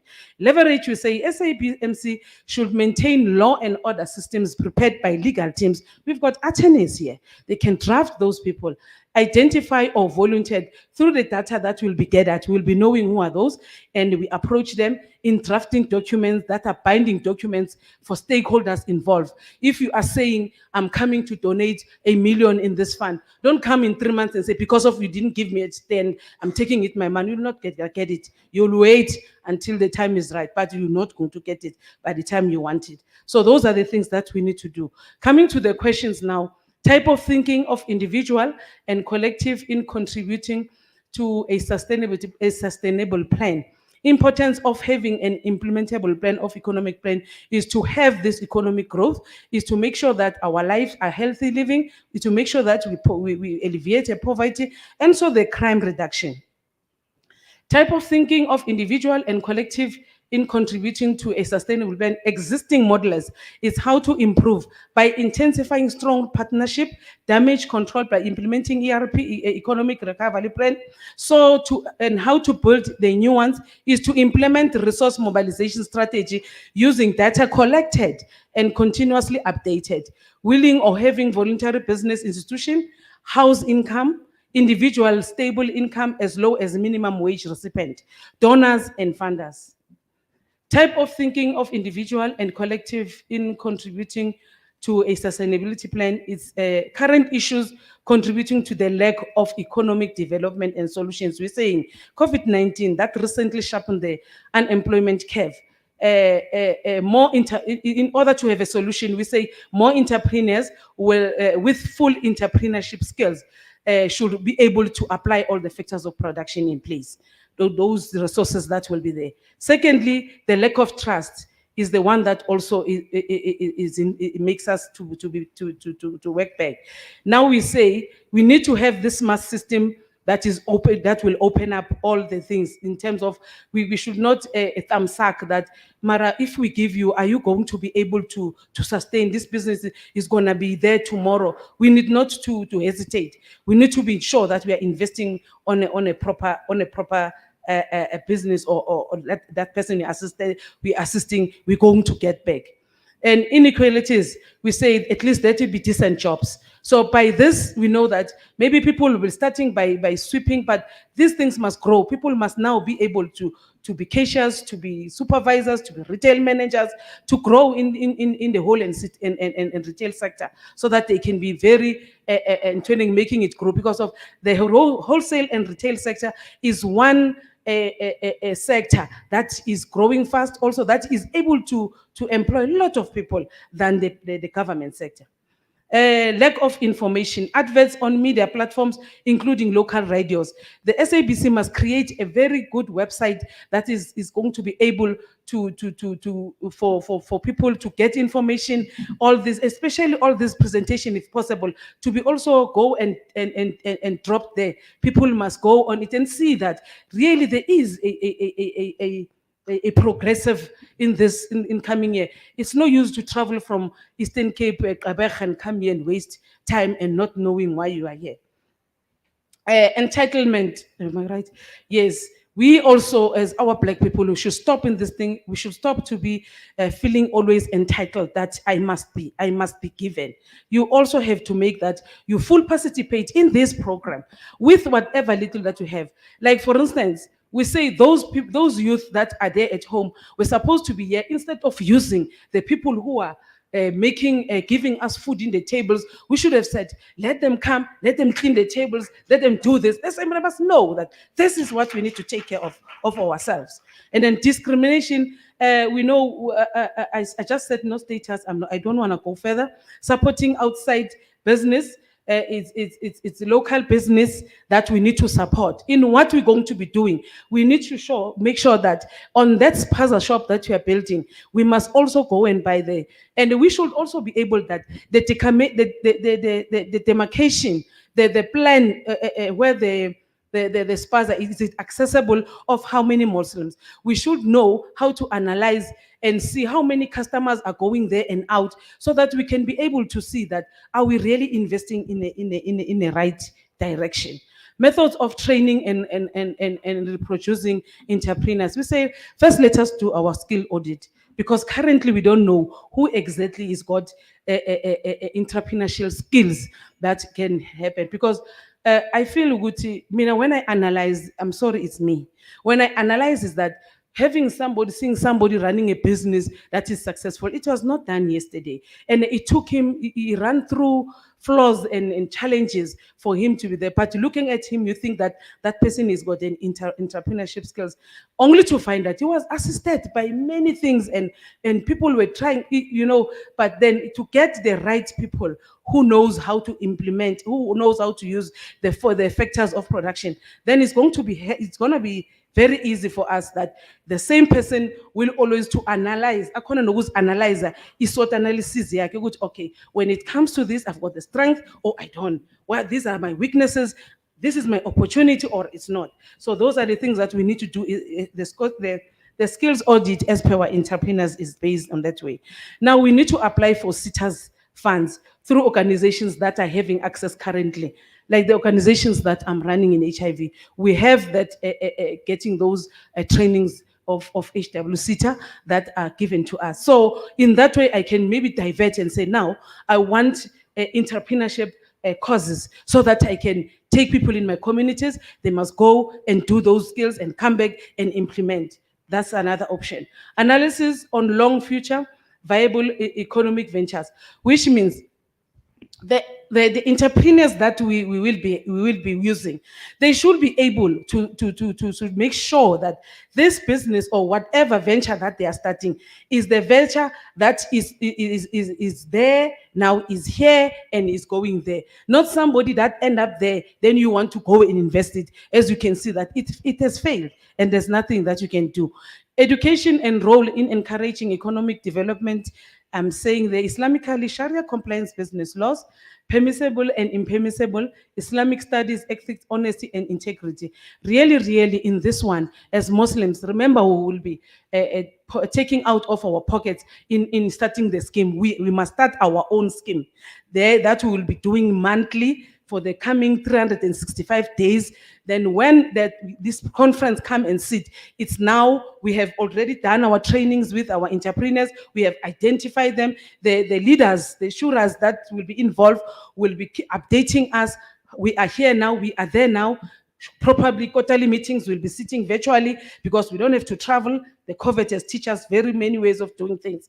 Then we know which, and even the bank account that will be labeled the SAPMC account, that will make us to have more trust. We don't say we don't trust, just to to show that where your monies are going. And then there will be, hence I say the external body that will check that, okay, since so and so donated 1 million, where is that million in this transaction? We don't want to see those things that are happening. I don't want to talk about. Secularly, we say the regulatory bodies and legal compliance should be in place. Also, our people with the database, those people that are attorneys, lawyers, knowing this, they must come and assist and voluntarily so and say, okay, we're going to be drafting a contract for this one who's taking 30,000, how he's going to pay, and how are we claiming if he's not paying. So those are the, that is my end of my presentation. Thank you.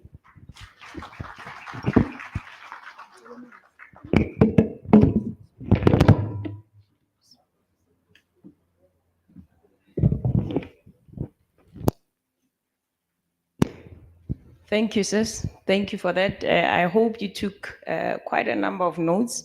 Now, for people who have quantified questions and elaborated so deep, I just record, because I'm sure while you're trying to unpack one point, you're listening to another one that's very deep and you think, so I'll get lost in that. Thank you for that. Sis Non-Tobacco is in the same group, but they promised they're not going to leave out anything, but they're going to try and be brief.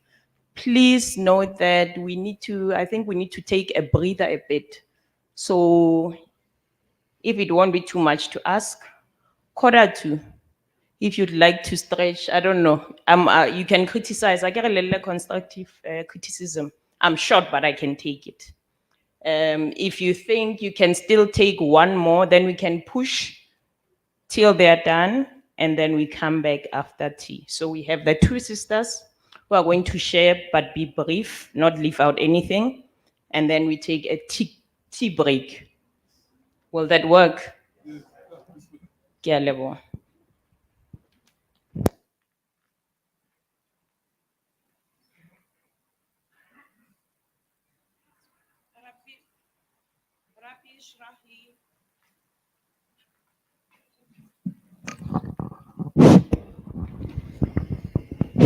I think, no, it's working. It's fine.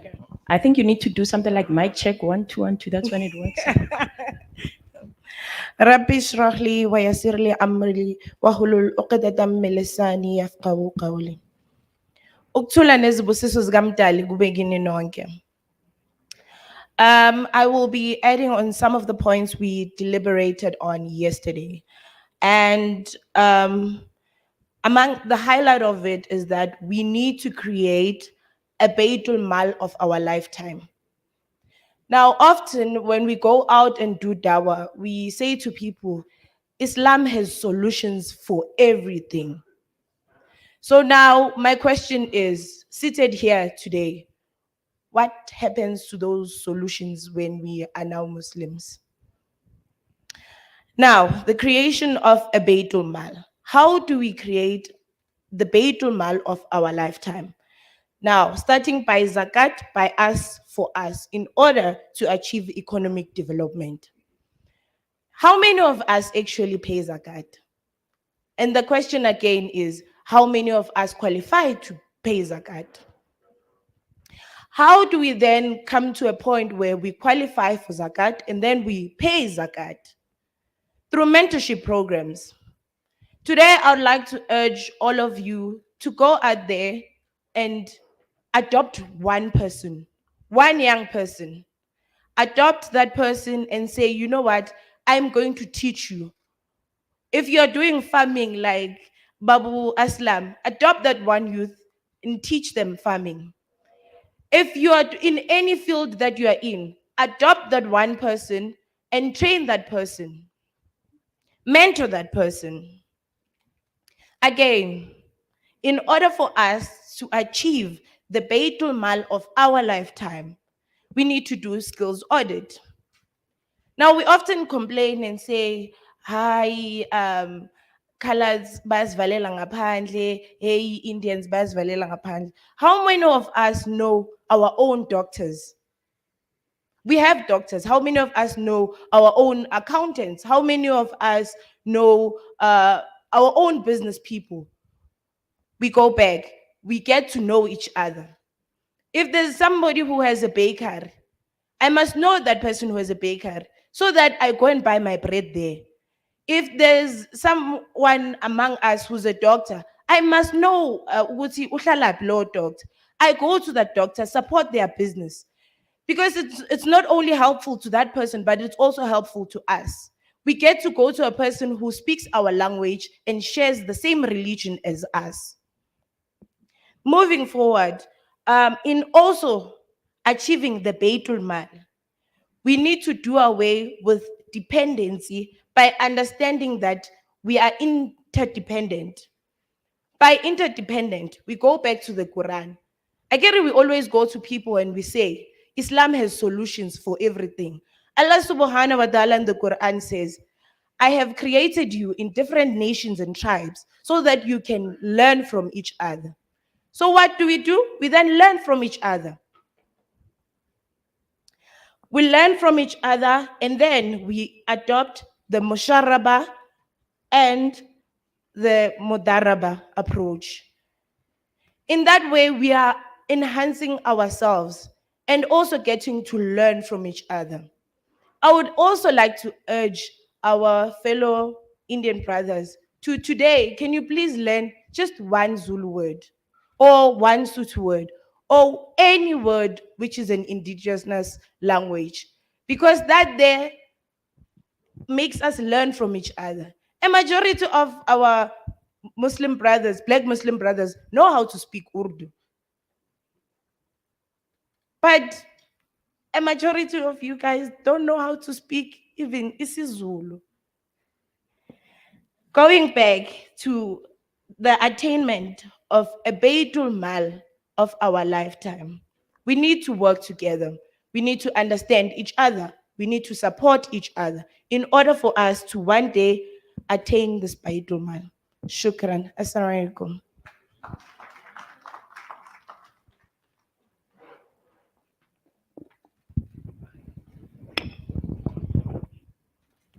Barakallahu fixes. I'm not going to comment much because I need to also honor what I've asked of everyone else. So I'll ask the other sister to, so I'm going to keep comments at a very minimal. If you can join us. This is another group. So that was one group of ladies who were reporting on what they were commissioned to do. And then this is the other group. Karabo, please join.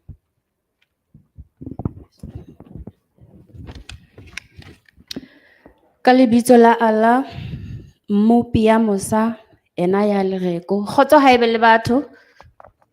Kgotso ha ebe le batho?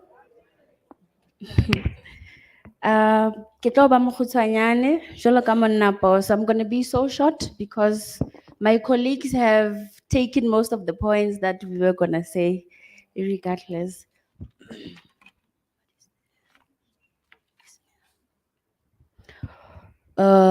The first question was, what are the industries or enterprises that Muslims are involved in currently?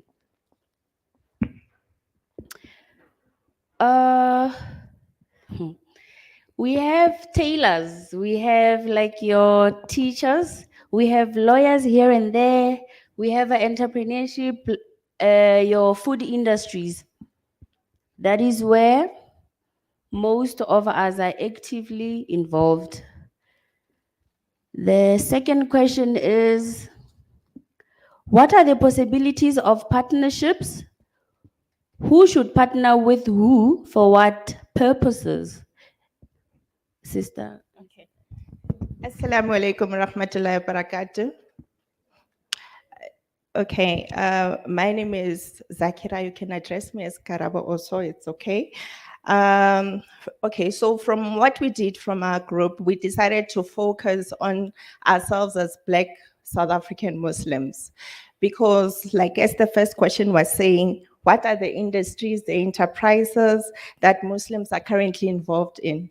We thought if we broaden the question and look at the holistic form of Muslims in South Africa, we're going to miss the point. Hence, my partner here started elaborating that we are there in domestics. Some of us are involved in the tailoring business. Some of us are there in teaching. Some of us are there in NPOs, a lot of community projects. There are those that are specialists and professionals in different fields, but that is in a very low scale. So we are now focusing on our South African Muslims. So the second question is what are the possibilities of partnerships and who should partner with who for what purposes? So when it came to this question, the first major partnership that we felt it's very important is for us as Muslims to partner with the government. I will try to give a lot of practical examples that would be beneficial to us. As Muslims currently, we have a lot of centers, your Darul Uloom, your madrasas, your homeschooling, Islamic projects that are already running. But you find that these centers are not affiliated to the government. They are educational Islamic institutions that the government does not recognize. And because they are not registered and they are not recognized by the government, it comes back to our people being exploited, for lack of a better word.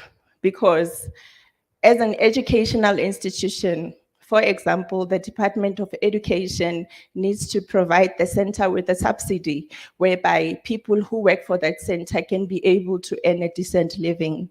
If that is not on the plate, then already whoever who is working in that center is not protected, because whatever that happens to any child that goes to that center is at risk. You know, I was involved in the Life Esidimeni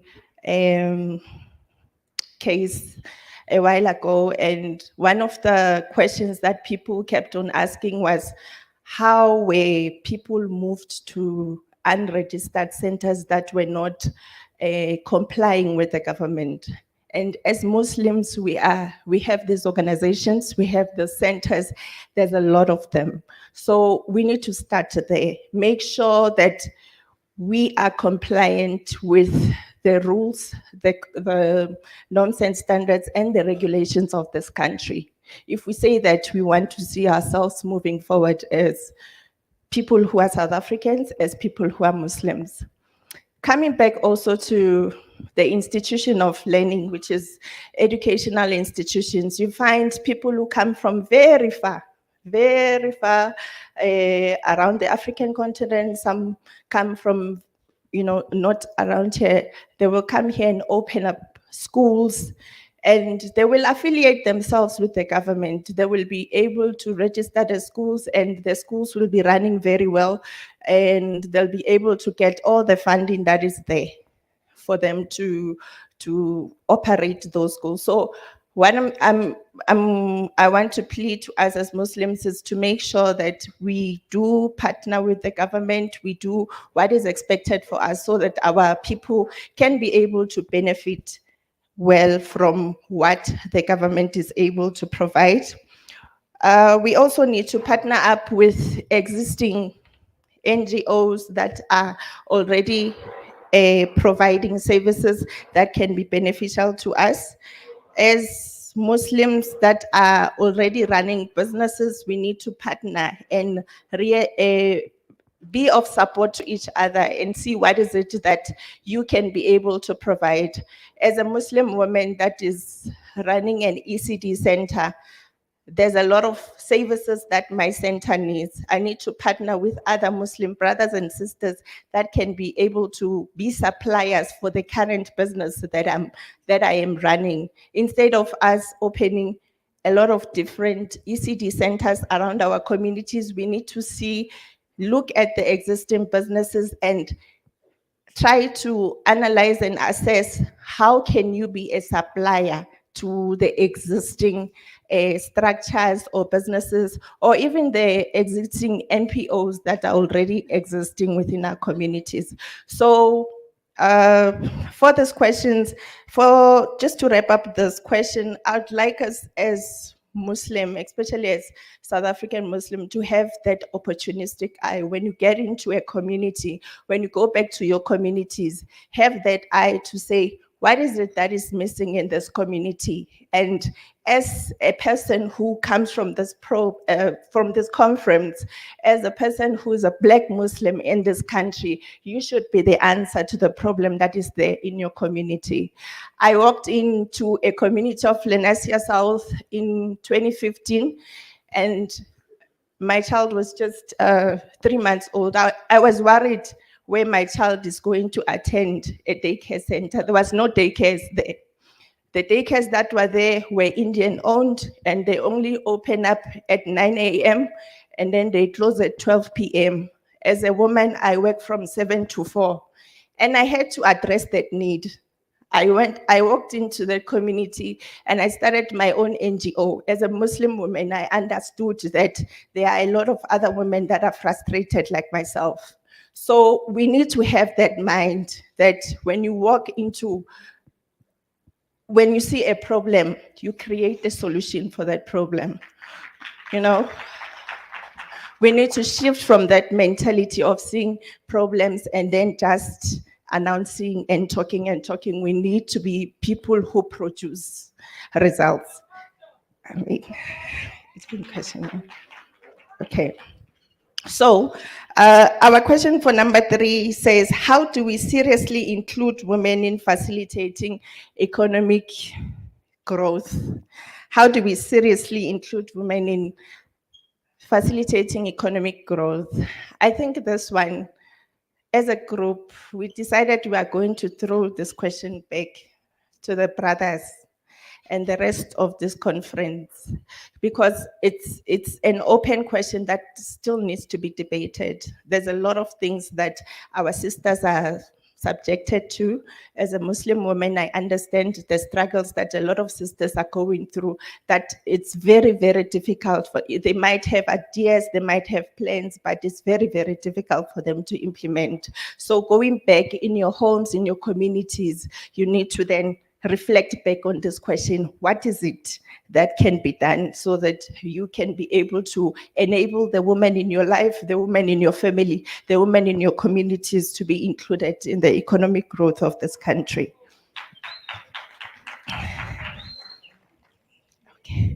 Okay, so our fourth question was, what sectors are women dominating in, and sectors where women are mostly non-existent? Okay. So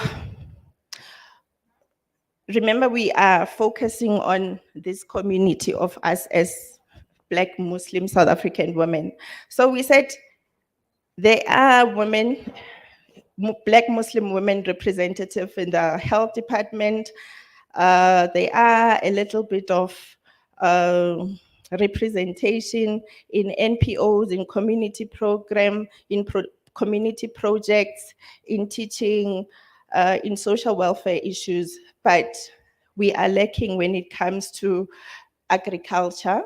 It's almost non-existent, the participation of Black Muslim women. It was my first time hearing from Umama Shabangu, from our table, who told us that she's a farmer, she's involved in chicken poultry farming. It was my first time hearing from a Black Muslim woman that is involved in farming. So our participation is there, but it's almost non-existent. It's very low. In mining, we need more Muslim women that can, be in that field. In media, in finance, in entrepreneurship, in IT, the list is endless. It just shows that as Muslim women, we are trying, but it's kunzima. It's not easy. Yes. And then our fifth question, how do we train and reproduce more women to be entrepreneurs? So I think this one is quite similar with the other groups that have already mentioned that we need to, those of us who are already skilled, if you are involved in a certain business, I, for one, I'm a social worker, I'm an expert in that field. I can train people in basic counseling skills. Whoever else who is an expert in a certain field, let's workshop people, let's train people in whatever expertise that we have, so that even if we say that we want to grow women entrepreneurs, everyone can know where to start to. You have something that everybody can be able to find themselves, find their passion, find what they can be able to focus on and practice their entrepreneurship from whatever skills that we would have parted with them. Thank you very much. Jazakallah.